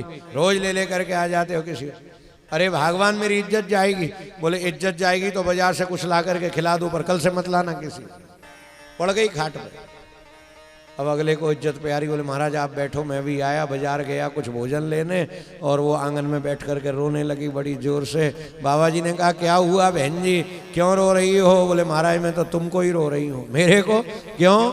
बोले मेरा पति बड़ा कसाई है, खेती तो है पर बैल नहीं रखता, भोजन के बहाने 2 लोगों को रोज बुला के लाता है और फिर हल में बांध के रस्सी से अब मार मार करके खेती जोतता है। तो मैं तो यहाँ बैठा गया और दूसरे को किसी को फंसाने लाने गया है। ओ बाबा जी भागा वहाँ से। इतने में पति देव आ गए। कहाँ गए संत भगवान? बोले काय के भगवान? कभी कहते थे ये हल दे दो, कभी कहते थे ये रस्सी दे दो। अरे तो दे देती बाबड़ी। अच्छा मैं दे दी तो कहते लुटा रही है घर को। अरे इतना प्यार आ रहा है तो खुद दे आओ ना। उसने हल उठाया और रस्सी उठाई, भागा बाबा जी के पीछे। बाबा जी ने देखा, बोले माता जी सही कह रही थी, हल भी ला रहा है और रस्सी भी ला रहा है, बांधेगा भी और मार भी लगाएगा। भाग गए। दूसरे दिन से घर में आना बंद। बोलो कृष्ण कन्हैया लाल की जय। पत्नी का सहयोग है तो धर्म होता रहेगा, पत्नी का सहयोग नहीं है तो धर्म नहीं हो पाएगा। सनातन धर्म का वर्णन किया, आनंद आ गया। 7वां स्कंद विराम। 8वें स्कंद के प्रारंभ में राजा की इच्छा है कौन कौन से युग में भगवान ने कौन कौन सा अवतार लिया, कृपा करके सुनाए। स्वयं वैसे गुरु वंशोयम विस्तराश्रित यत्र विश्वसजाम सर्गो मनोनन्यान बदस्वन। हे प्रभु जो कथाएं सुनाई बड़ा आनंद आया। अब हमें बताइए भगवान ने कौन कौन सा अवतार कब लिया। तत्रापि यज्ञे भगवान हरिण्याम हरिमे दश हरिरीत्याहतो येन गजेन्द्रो मोचितो ग्रहान्। भगवान ने सबसे पहले हरि अवतार लिया और एक हाथी को मगर के मुंह से छुड़ाया। बादरायण एतत्ते श्रोतुमिच्छामहे वयम् हरियथा गजपतिम ग्राहगस्तमूचत। भगवान ने हरि अवतार क्यों लिया, विस्तार से कथा सुनाई। गजेंद्र मोक्ष की कथा सुनाने लगे सुखदेव जी।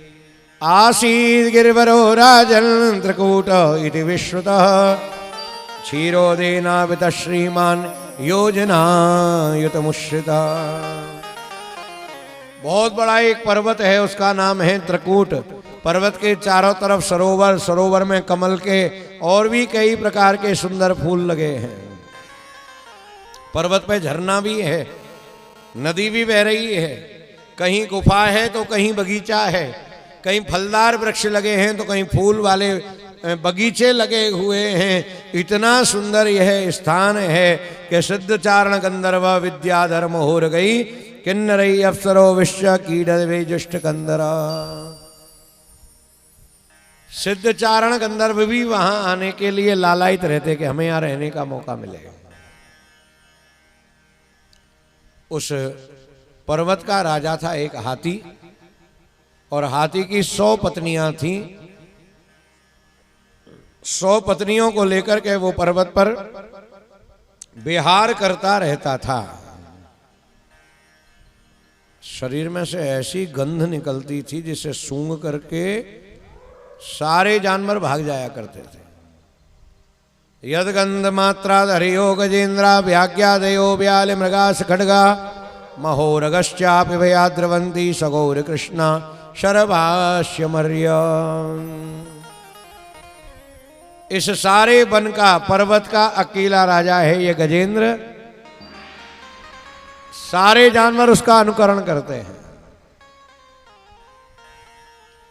तम तत्र कश्यन्न पदैव नोदितो ग्राहो बलीयांश्चरणैरुषाग्रही यदच्छयैवं विशनं गतो गजो यथावलम सोते बलो विचक्रमे। एक बार वह हाथी अपनी पत्नियों को लेकर के सरोवर में स्नान करने के लिए गया। जल क्रीड़ा करने लगे, एक दूसरे पर जल डाल करके बड़े खुश हो रहे थे। जल विहार हो रहा है। अचानक कहीं से एक मगर आया, हाथी का पीछे का पांव मुंह में भर लिया और हाथी को गहराई में ले जाने लगा। हथनियों ने देखा, अरे हाथी डूब रहा है। अपनी सूंड हाथी की पूंछ में लपेट दी, खींचने लगी 100 हथनियां मिलकर के हाथी को। इत्थम गजेंद्र सयदाप संकटम प्राणस्य देहि विवशो यद्रक्षया अपारयन्नात्म विमोक्षणे चिरम दध्यामिमां बुद्धिमताम पद्यता। जब तक घुटने घुटने जल रहा हथनियां खींचती रहीं, और जब कमर तक जल आया हथनियों ने देखा ये तो मर रहा है, हम क्यों इसके लिए अपनी जान गंवाएं, छोड़ करके हाथी को सबकी सब बाहर आ गई।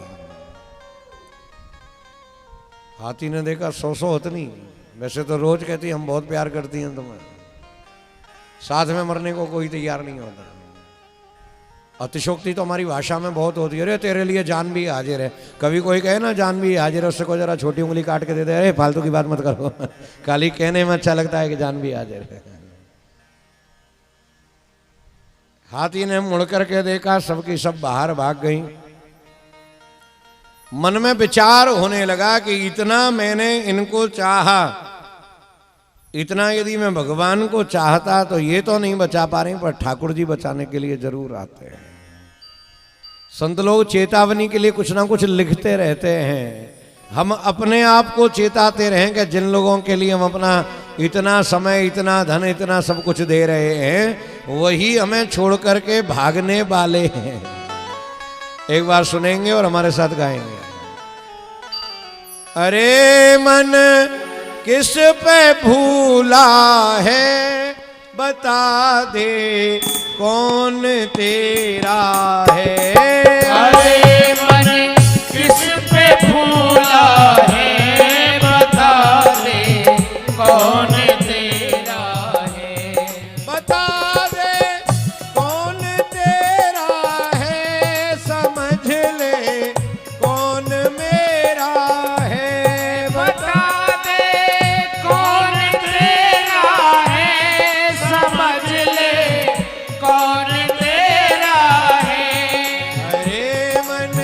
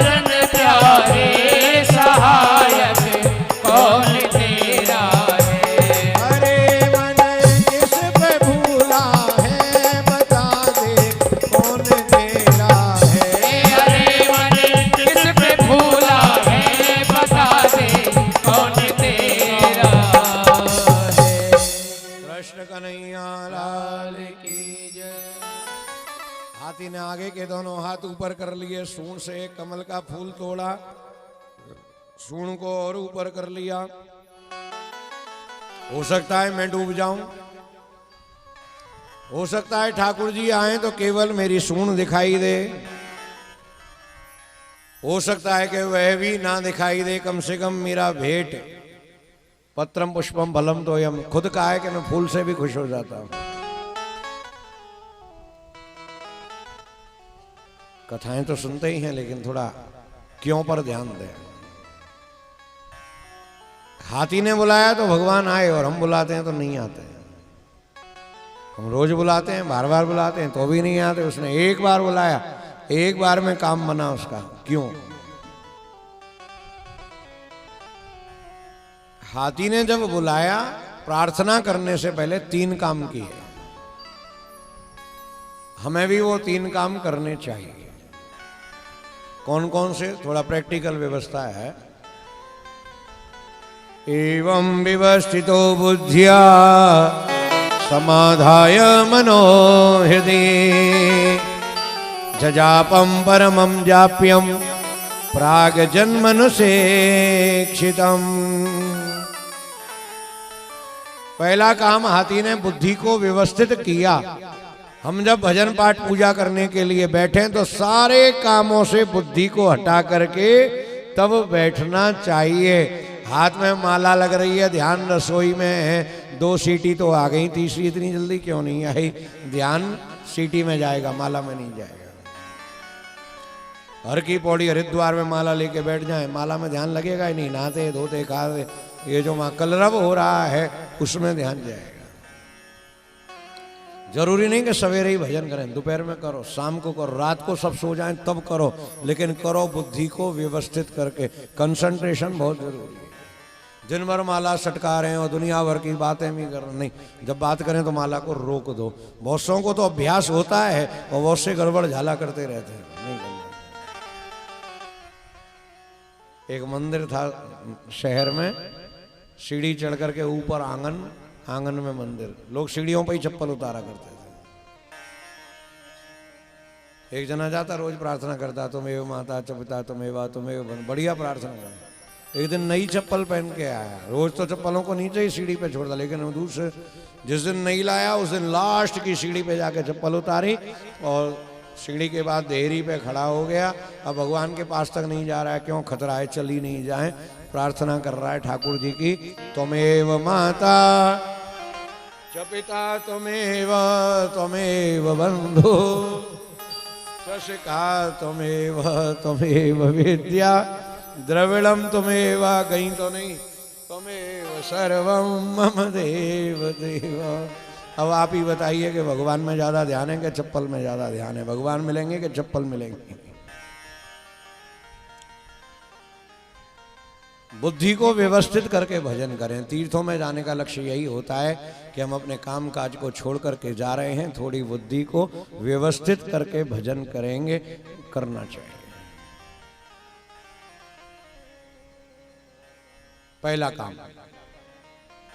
दूसरा काम, समाधाय मनोहृदय। जिस देवता का हम भजन कर रहे हैं, कल्पना करो कि वो हमारे हृदय में विराजमान है। श्री कृष्ण हमारे, राम राम जप रहे हैं तो राम जी हमारे हृदय में विराजमान है। पवन तनय संकट हरण मंगल मूर्ति रूप, राम लखन सीता सहित हृदय बसों सुरभु। जिनका जिनमें मन लगता हो उनको हृदय में याद करते भजन करना चाहिए। हम माला लेके दुनिया भर की याद करते, नहीं, मन भागेगा, फिर आ जाओ लौट करके। झूठे को कल्पना करो कि हाँ हमारे लालन हमारे हृदय में विराजमान, लालन हृदय में विराजमान, लालन बार बार करो तो वो आके विराज ही जाएंगे, फिर और आनंद आने लगेगा। तीसरा काम है जजापम परमम जाप्यम। हम जो कुछ भी जाप करें, हम जो कुछ भी पढ़ें, उसे शुद्ध पढ़ना चाहिए। मैं 1 मिनट में हनुमान चालीसा कर लेता हूँ, मैं 10 मिनट में गोपाल से, मैं 15 मिनट में सुंदरकांड कर लूँ, ऐसा हमको कोई कंपटीशन नहीं रखना चाहिए। जो 1 मिनट में हनुमान चालीसा करता है उससे कहो जरा बोल के बताना। श्री गुरु जो कर रहा है उसको रिकॉर्ड कर लें, फिर उसी को सुनाए कि तेरे पल्ले पड़ रहा है, तू क्या कह रहा है। जब तेरे ही पल्ले नहीं पड़ रहा तो जिससे कह रहा है उसके क्या पल्ले पड़ रहा होगा। ये देखा देखी नहीं करना चाहिए।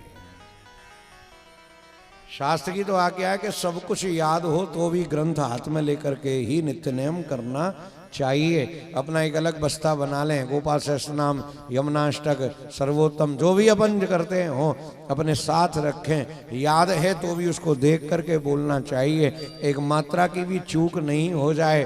किसी भी विद्वान, संत, कथावाचक, पंडित अथवा गुणगान व्यक्ति से मिलें तो जरा महाराज जी जरा देखना सुनना हम सही बोल रहे हैं या गलत बोल रहे हैं। महाराज जी पर टाइम नहीं तो कहो हम आपको दक्षिणा देंगे, सोई महाराज जी भी बैठ जाएंगे और उनसे अपनी गलतियां निकलवाओ। 99% चीज तो इंटरनेट पे आ गई है। श्रीमद् भागवत का मूल पाठ छोड़ करके सब चीज नेट पर है। आप गोपाल सहस्त्रनाम, राम रक्षा स्तोत्र जो भी करते हैं आप साथ में उसको स्पीकर ऑन कर दीजिए और साथ में लेकर के पढ़िए, देखिए कहाँ शुद्धि है, पेंसिल से अंडरलाइन कर लें, कोई जानकार मिले उससे शुद्ध करा लें, लेकिन करें गड़बड़ नहीं, गुड़गुड़ नहीं करनी। हाथी को जो एक बार में मिले तरीके से मिले, हम लोग तरीका को भूल जाते हैं, बनावट पे ध्यान आ जाता है। हम लोगों का बहुत ज़्यादा ध्यान फैशन पे है कि माला झोली नई डिजाइन की आनी चाहिए। पहले तो वल्लभ कुल में गौमुखी रखते थे, गाय जैसे मुख वाली, अब सब मिलावट चल रही है, मर्जी आज ऐसा रख रहे हैं। जजापम परमं जाप्यम प्राग जन्मन शिक्षितम। ध्यान लगा करके भगवान को पुकारने लगा। ओम नमो भगवते तस्मै यदेदच्चिदात्मकं पुरुषायादि बीजाय परेशाय विधीमहि यस्मिन्निदं यतस्येदं येनेदं य इदं स्वयं योऽस्मात् परस्माश्च परस्तं प्रपद्ये स्वयं भुवम्। बहुत सुंदर प्रार्थना करी और प्रार्थना करने में नाम क्या लिया भगवान का? गिरधर। हे गिरधर आओ मुझे बचाओ। ये गिरधारी नाम क्यों लिया?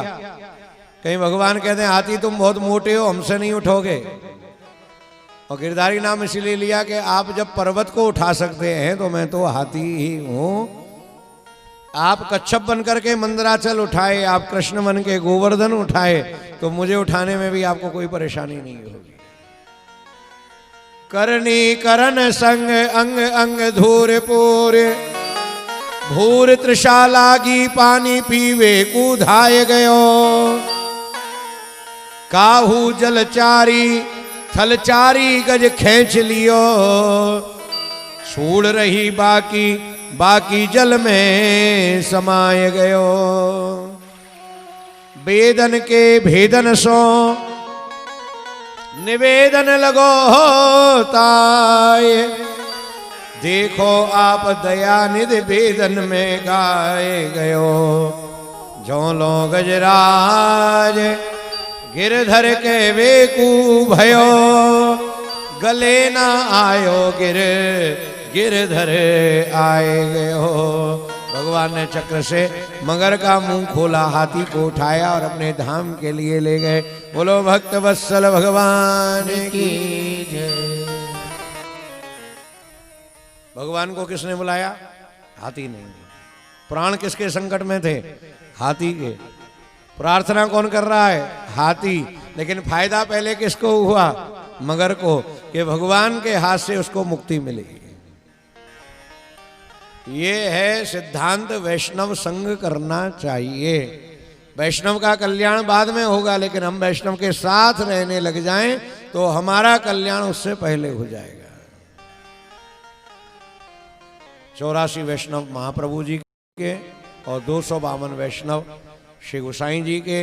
एक वैष्णव की रोज कथा पढ़े तो साल भर में पूरी माला हो जाएगी। भक्तमाल भी पढ़नी चाहिए। भक्तमाल भक्तों की कथा है। नावादास जी ने भक्तमाल लिखी, पूरी नहीं करी। एक संत से पूछा, ये मैंने माला बनाई है, माला में सारे दाने एक जैसे होते हैं, लेकिन एक सुमेरु होता है जहां से माला प्रारंभ की जाती है, जहां माला समाप्त होती है। अभी मुझे सुमेरु नहीं मिला है, इसलिए मैंने माला पूरी नहीं की है। प्रयागराज का कुंभ, हरिहर भंडारा हो रहा था। 2 प्रकार के अखाड़े लगते हैं, वैष्णव अखाड़े हरि को मानने वाले और शैव अखाड़े हर को माने शिव को मानने वाले। और बहुत से संत ऐसे होते हैं जो हरिहर भंडारा कराते हैं, सारे अखाड़ों को जिमाते हैं। पत्तल परोस जी चुकी है, खीर परोसता हुआ एक संत आ रहा है, संत ही परोसगारी करते हैं। तुलसीदास जी आने में देर हो गए, भागे भागे आए, पंगत में आखिरी पे जाकर के विराजे। पत्तल देने वाला पत्तल ले गया, लेकिन दोना नहीं आया, खीर चली चली आ रही। बगल में एक संत विराजे थे, उन्होंने अपने ही पीछे अपनी जूतियां उतार रखी थी। वारे तुलसीदास जी महाराज झट से संत की जूती उठा ली और उसमें खीर ले ली। खीर का पान किया, लोग बोले ये क्या? जिनमें श्रद्धा नहीं है उनके लिए तर्क है, जहां श्रद्धा है वहां इतनी है कि नावादास जी ने तुलसीदास जी को प्रणाम किया, बोले मुझे मिल गया मेरा सुमेरु, मेरी भक्तमाल के सुमेरु श्री तुलसीदास जी हैं। जितनी श्रद्धा भगवान में, उससे ज़्यादा भगवान के भक्तों में इनकी श्रद्धा है। हम लोग भी जितनी श्रद्धा भगवान में रखें, उतनी ही श्रद्धा वैष्णवन में रखनी चाहिए। आए मेरे नंद नदन के प्यारे, हमारे वार्ता आती है रामदास भीतरिया की वार्ता। पानी लाने का काम करते थे, कुआं से भर करके पानी गागर में और रसोई में ला करके देते। कितनी गागर ला करके देते, और जो तनख्वाह मिलती थी उसका लाते देशी घी खरीद के। और जब लोग भोजन करने बैठते सेवा वाले राजभोग के बाद, अपना जो लाया हुआ घी है उसमें से सब वैष्णवों के लिए एक एक कलची घी उनकी दाल में पधराते। किसी ने कहा, बोले ये खुद कमाते हैं, खुद इतना खाते हैं, तुम क्यों अलग से? बोले नहीं, घी खाएंगे तो ताकत आएगी, और ताकत आएगी तो सेवा और ज़्यादा मजबूती से करेंगे। ठाकुर जी की सेवा में इनको आलस्य ना आए, कमजोरी ना आए, इसलिए मैं अपनी तरफ से इनको घी खिलाता हूँ। ऐसे ऐसे वैष्णव हुए पुष्टि मार्ग में। बोलो कृष्ण कन्हैया लाल की जय। हाथी के बारे में बतलाया कि पिछले जन्म का इद्दनद्युम्न नाम का राजा अगस्त ऋषि को देख करके झूमने लगा कि ना उठूंगा, ना प्रणाम करना पड़ेगा, ऋषि सोचेंगे मैं भजन कर रहा हूं। ऋषि जान गए ये नाटक कर रहा है, श्राप दे डाला कि तुम हाथी बन जाओ। क्षमा मांगी, कल्याण कैसे होगा? बोले हाथी बनोगे, लेकिन प्रार्थना करना, प्रार्थना में बहुत बड़ा बल है, भगवान स्वयं आएंगे तुम्हें लेने के। हूहू नाम का गंधर्व नग्न होकर के अपनी गांधर्वियों के साथ जल क्रीड़ा कर रहा था। देवल नाम के ऋषि आए, उन्होंने श्राप दे डाला, सामाजिक जगह पर अश्लील हरकत करते हो, जाओ मगर बन जाओ। क्षमा मांगी तो कहा वैष्णव के पैर पकड़ लेना, कार्य बन जाएगा। श्री सुखदेवी ने वैवस्वत मनमंत्र की कथा सुनाई। अब कहा हम एक रैवत मनमंत्र की कथा सुनाते हैं। देवताओं ने अमृत का पान किया, सुनाइए प्रभु। एक बार दुर्वासा जी महाराज दर्शन करने के लिए बैकुंठ में पधारे, बहुत सुंदर प्रार्थना करी। भगवान जगन्नाथ लक्ष्मी नारायण ने अपनी माला उतार करके दुर्वासा जी को पहना दी। दुर्वासा जी बड़े प्रसन्न हुए, आज तो ठाकुर जी की बड़ी कृपा जो हमारे लिए माला मिल रही है। थोड़े थोड़े सभी लोग आगे आ जाएं। भूमि दान करने का बड़ा पुण्य मिलता है, और कथा में आने वाले को जगह दी जाए तो वो भी दान में गिनती आती है। पर कुछ लोग झांसे में आ जाते हैं, खिसके आते हैं, और कुछ लोग वहीं हिल के दिखा देते हैं, ऐसे बोले लो आ गए।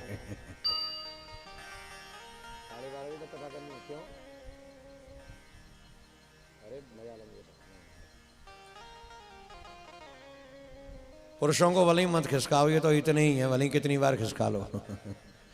माताओं में गिनती बढ़ जाती है कभी कभी।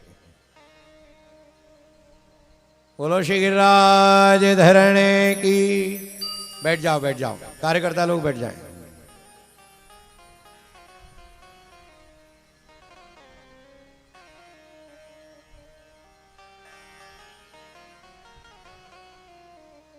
बीरबल से कहता है अकबर, तुम्हारे भगवान में अकल नहीं है।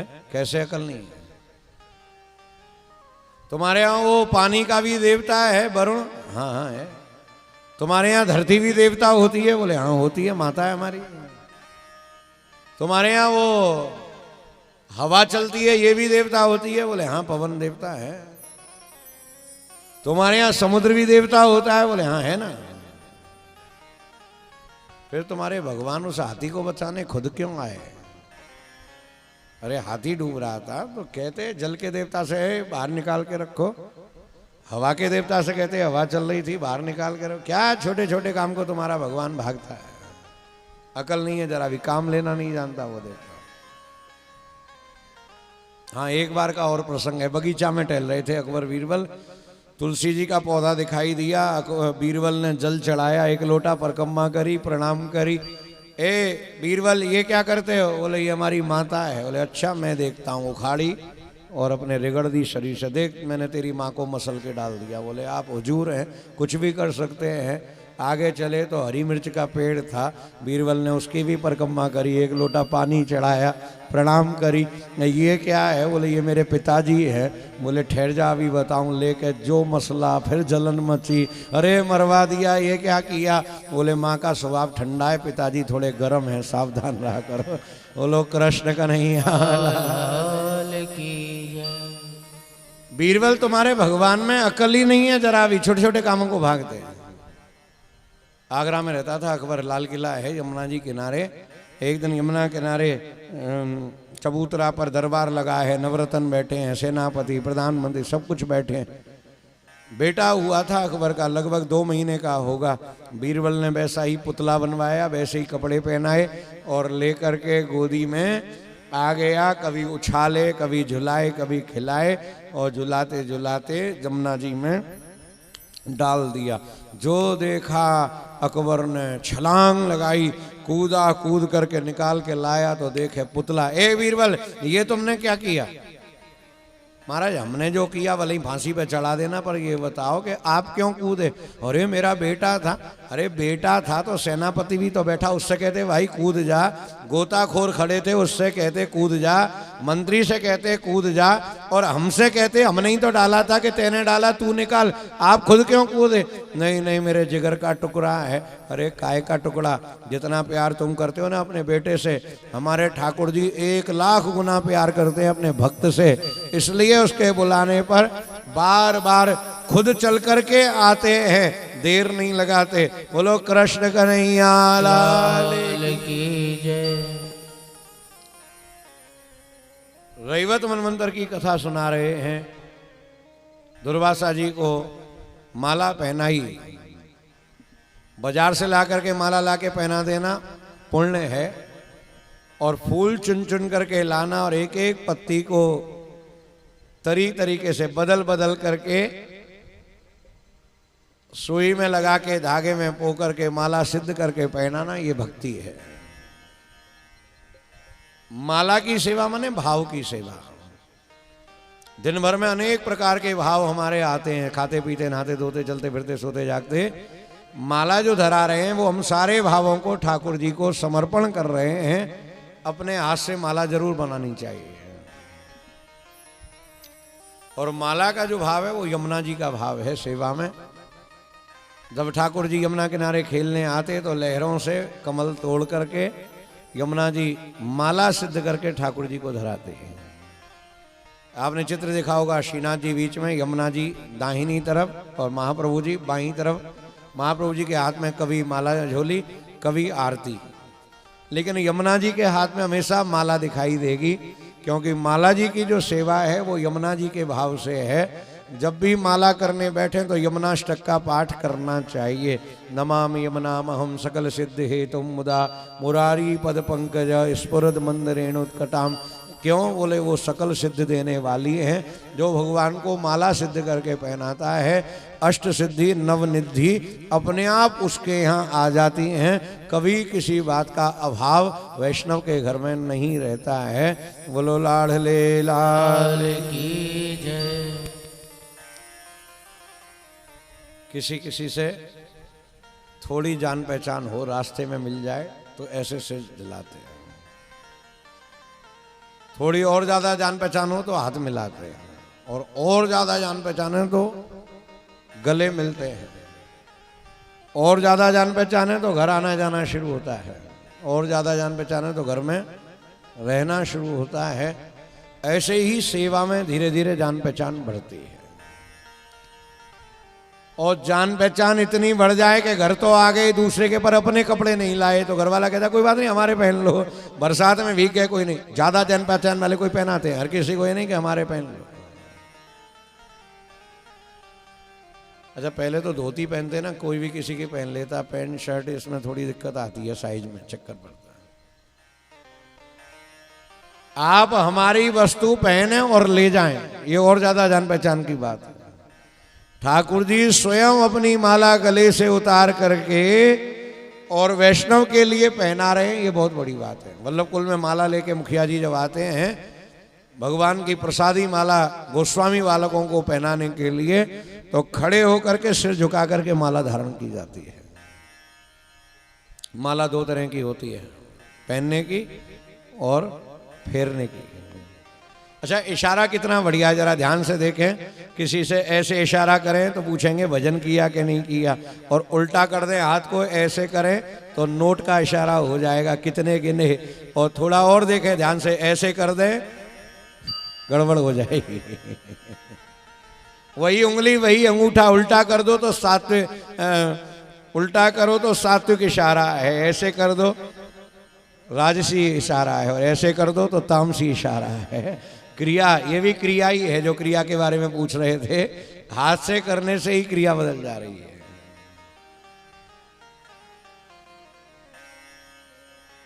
दुर्वासा जी को माला पहनाई भगवान ने। हाँ माला बीच में रह गई, दो तरह की माला, गर्दन में पहनने की माला और एक हाथ में फेरने की माला। गर्दन में पहनी माला घुमाई नहीं जाती, वो तो डाल ली, लेकिन हाथ वाली घुमाते हैं भीतर। हिंदी में लिखे माला और फिर संधि करें तो माल आ, और दाना भीतर को खींचा जा रहा है, बाहर को नहीं किया जा रहा है। जो जितनी माला फेरेगा उस पर माल आएगा।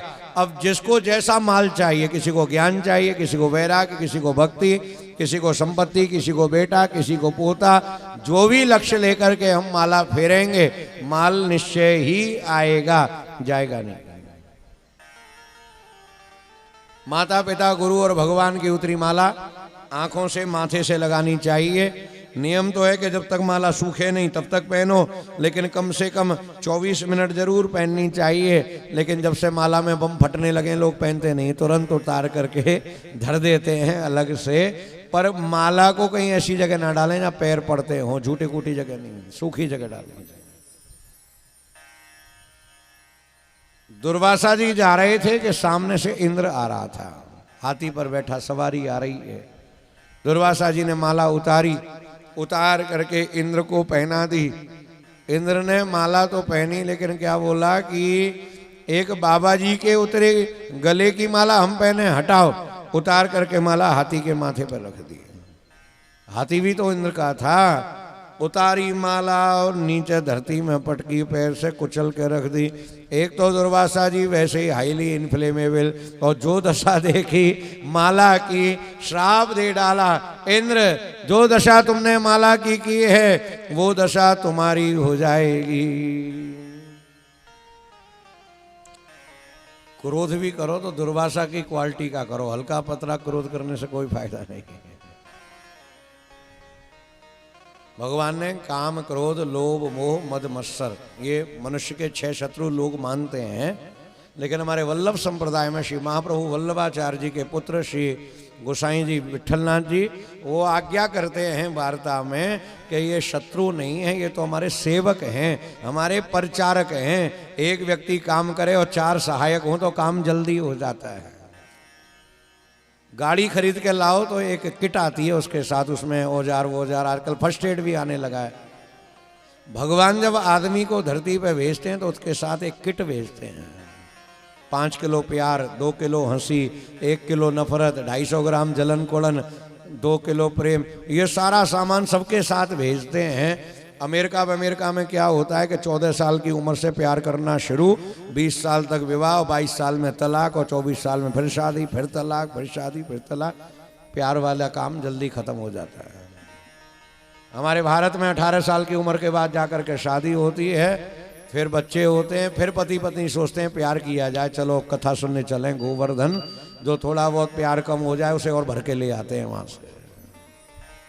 विदेशों में ये प्यार वाला पैकेट बहुत जल्दी खत्म हो जाता है, और हमारे भारत में पकड़ पकड़ के हाथ गंगा जी नहाएंगे, कुंभ में नहाएंगे, यमुना जी नहाएंगे, जहां कहीं खत्म हो जाए वहां और भर के ले आते हैं। ये किट खत्म ही नहीं होती,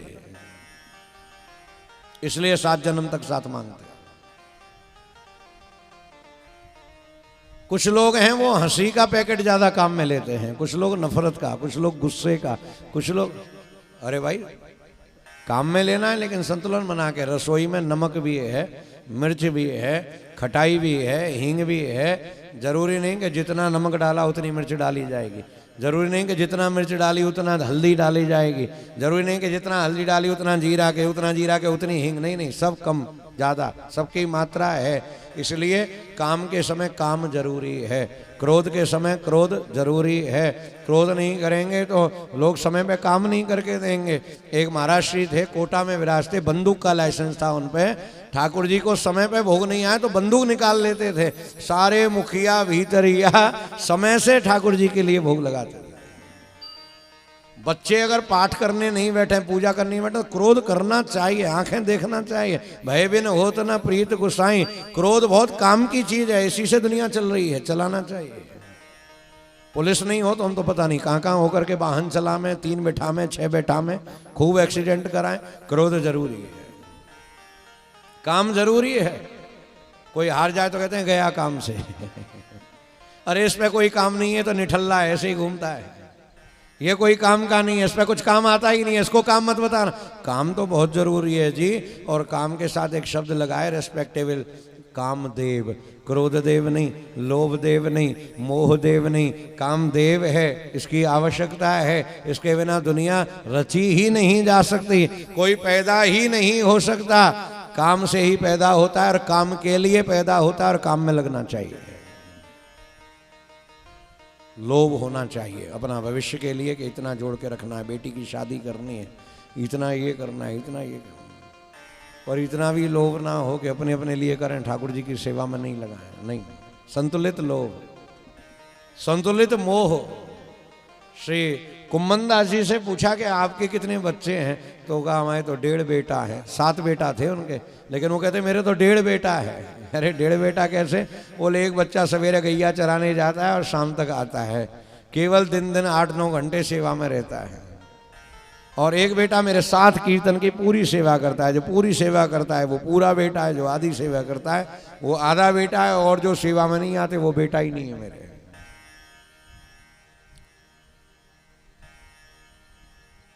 दुर्वासा जी महाराज क्रोध किए, श्राप दे दिए, देवताओं का बल घटने लगा, भगवान की शरण में गए। भगवान ने कहा कि जाओ अमृत पान कर लो। महाराज अमृत कैसे निकलेगा? बोले समुद्र मंथन करने से निकलेगा। समुद्र मंथन कैसे होगा? बोले मंदराचल पर्वत को आप रई बनाओ, बासुकी सांप की रस्सी बनाओ, दही की तरह मंथन करो, अमृत निकलेगा। सारे देवता प्रयास कर करके हार गए, पर्वत को ही नहीं उठा पाए। भगवान गए, उठा करके पर्वत को लाए और ला करके पधरा दिया समुद्र में। बासुकी सांप को लेने गए, देवता मना कर दिया, मैं नहीं आता, शरीर रिगड़ा जाए मेरा, हाथ पैर तोड़ाऊं मैं, अमृत पियो तुम। नहीं नहीं, मैं नहीं आऊंगा। भगवान आए और कहा देखो ये कथा सभी पुराणों में गाई जाएगी। जब जब समुद्र मंथन का नाम लिया जाएगा, बासुकी तुम्हारा भी नाम लिया जाएगा, तुम अमर हो जाओगे और हम तुम्हें हिस्सा भी देंगे, अमृत भी पान कराएंगे। बासुकी आकर के लिपट गया। बल कम पड़ने लगा तो दानवों को बुला लिया। सुपर मैनेजर वही है जो सबसे काम ले ले। भगवान ने दानवों को बुला लिया अपना काम लेने के लिए। हनुमान जी को अभिमान हो रहा है, अशोक के पत्ते के नीचे बैठ करके, ऊपर बैठ करके, पत्ता के पीछे बैठ के, देखो आज मैं आया और आज ही रावण आ गया और तलवार लेकर के आया है। रावण ने जैसे ही तलवार उठाई, हनुमान जी कूदना ही चाहते थे कि मंदोदरी बीच में आ गई और कहा ठहरो, 1 महीने का मौका दे दो। मास दिवस में कहा ना माना, अगर 1 महीने में कहना नहीं माने तो तुम कुछ भी करना। हनुमान जी एकदम से रुके। मैं तो सोच रहा था कि मैं आ गया। वारे ठाकुर जी, आपने अपनी पत्नी की रक्षा दुश्मन की पत्नी से करा ली। ठाकुर जी किसी से भी कोई काम करा सकते हैं। और जब खुद बांध के ले जाएंगे हनुमान जी, अंग भंग कर पठवाओ बंदर, हाथ पैर तोड़ दो बंदर के। इतने में विभीषण आ गया, बोले नीत विरोध न मारिए दूता, महाराज जी से मारिए मत।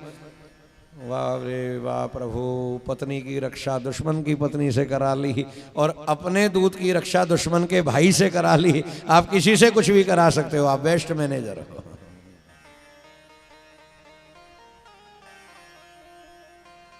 भगवान ने दानवों को बुलाया, चलो भाई एक तरफ देवता एक तरफ दानव हो जाओ। दानवों ने कहा नहीं नहीं, हम पूंछ नहीं पकड़ेंगे, हमारी इतनी बड़ी बड़ी मूंछ और हम पकड़ें पूंछ, हम तो मुंह की तरफ लगेंगे।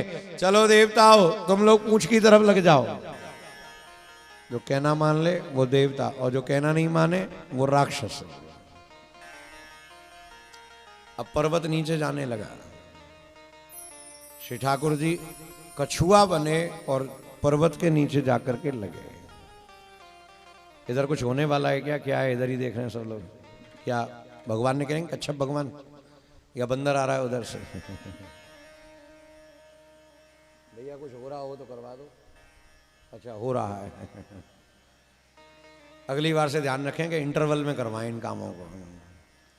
हम भी रोज शेविंग करके फेयर एंड लवली लगा के आते हैं कि सब हमारी तरफ ही देखें, पर फेल।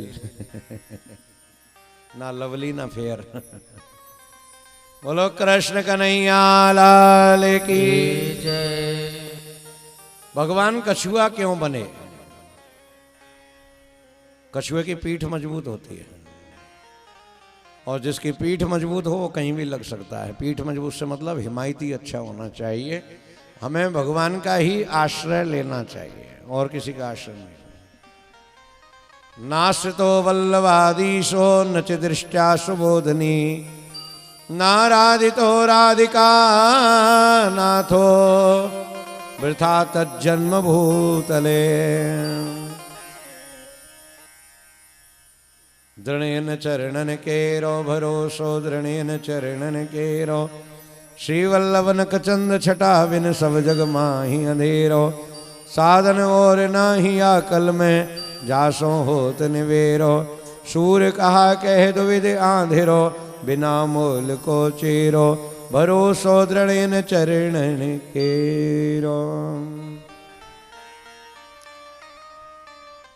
कच्छप अवतार का एक और उपदेश है, कभी भी किसी के काम में लगो ये इच्छा से मत लगो कि मंच माला माइक हमें मिलेगा, कि हमको मंच पे बुलाया जाएगा, कि माला पहनाई जाएगी, कि माइक पे नाम बोला जाएगा, कि फोटो खिंचवाया जाएगा। नहीं नहीं, इस कथा में मैं देख रहा हूं कि ऐसे कार्यकर्ता लगे हैं कि जिन्हें जरा भी ना मंच पे आने की इच्छा है, ना माला की, ना माइक की। छुप करके काम करना चाहिए, बेस में काम करना चाहिए, नीचे काम करना चाहिए। दुनिया जान जाती है कि हाँ किसकी वजह से यहाँ ठहरे हैं, कौन हमको रूम नंबर बता रहा है, कौन गाड़ी बुला के दे रहा है, कौन भोजन व्यवस्था समय पे करा रहा है। छुप करके काम करना चाहिए, कच्छप की तरह नीचे लग के काम करना चाहिए। एक और कारण है कछुआ बनने का, पीठ में खुजली मच रही थी भगवान के बहुत दिन से, सोचे कोई खुजा दे। हाथ पैर में मचे तो खुद खुजा लो। एक जने के हाथ में खुजली मची, महाराज देखना जरा कुछ, बोले लक्ष्मी आने वाली है। बोले बाएं हाथ में भी मच रही है, बोले आएगी और जाएगी भी। हाथ पैरों में भी मच रही है, बोले डिटॉल से नहा के आओ, खुजली हो गई है, कुछ नहीं होने वाला। पीठ में खुजली मचे तो किसी से कहना पड़ता है जरा खुजाना, और वो भी निशाना नहीं बनता, जरा ऊपर, अरे जरा नीचे, थोड़ा दाएं। भगवान ने कहा कछुआ बन के पर्वत पे लग जाओ, जब रिगड़ा लगेंगे पर्वत के तो अपने आप खुजली भी मिट जाएगी। कछुए में एक काम और बढ़िया है कि काम कर कर आके गर्दन भी भीतर, हाथ पैर भी भीतर, सब भीतर कर लेते हैं। कर्म दिखना चाहिए, कार्यकर्ता नहीं दिखना चाहिए। ठाकुर जी नहीं दिखाई देते, लेकिन ठाकुर जी कर रहे हैं वो सब दिखाई देता है। जितना मान सम्मान पाने के लिए हम आगे बढ़ेंगे उतना कम मिलेगा, और जितना बैकडोर ड्यूटी रहेगी, जितना हट करके काम करेंगे उतना सम्मान ज्यादा मिलेगा। बोलो कच्छप नारायण भगवान की जय। समुद्र मंथन होने लगा, विष निकला, देवता घबरा गए, जहर कौन पिएगा। जहर वही पिएगा जिसका घर भी ठंडा, दिमाग भी ठंडा, सर भी ठंडा। गंगा निकल रही है सिर से, चंद्रमा धारण किया है माथे पर, और घर है उनका कैलाश। भगवान भोलेनाथ को बुलाया। नाभिर नमस्ते शुशनम नवस्वान, सूर्यंश चक्षुंश जलं स्मरेत, बराबरात्मा श्रेणम तवात्मा, सोमो मनोदो भगवन् शिरस्ते। भगवान भूत भावन भोलेनाथ ने हलाहल विष का पान कर लिया, विष पी लिया, पर नीचे नहीं उतारा। क्यों?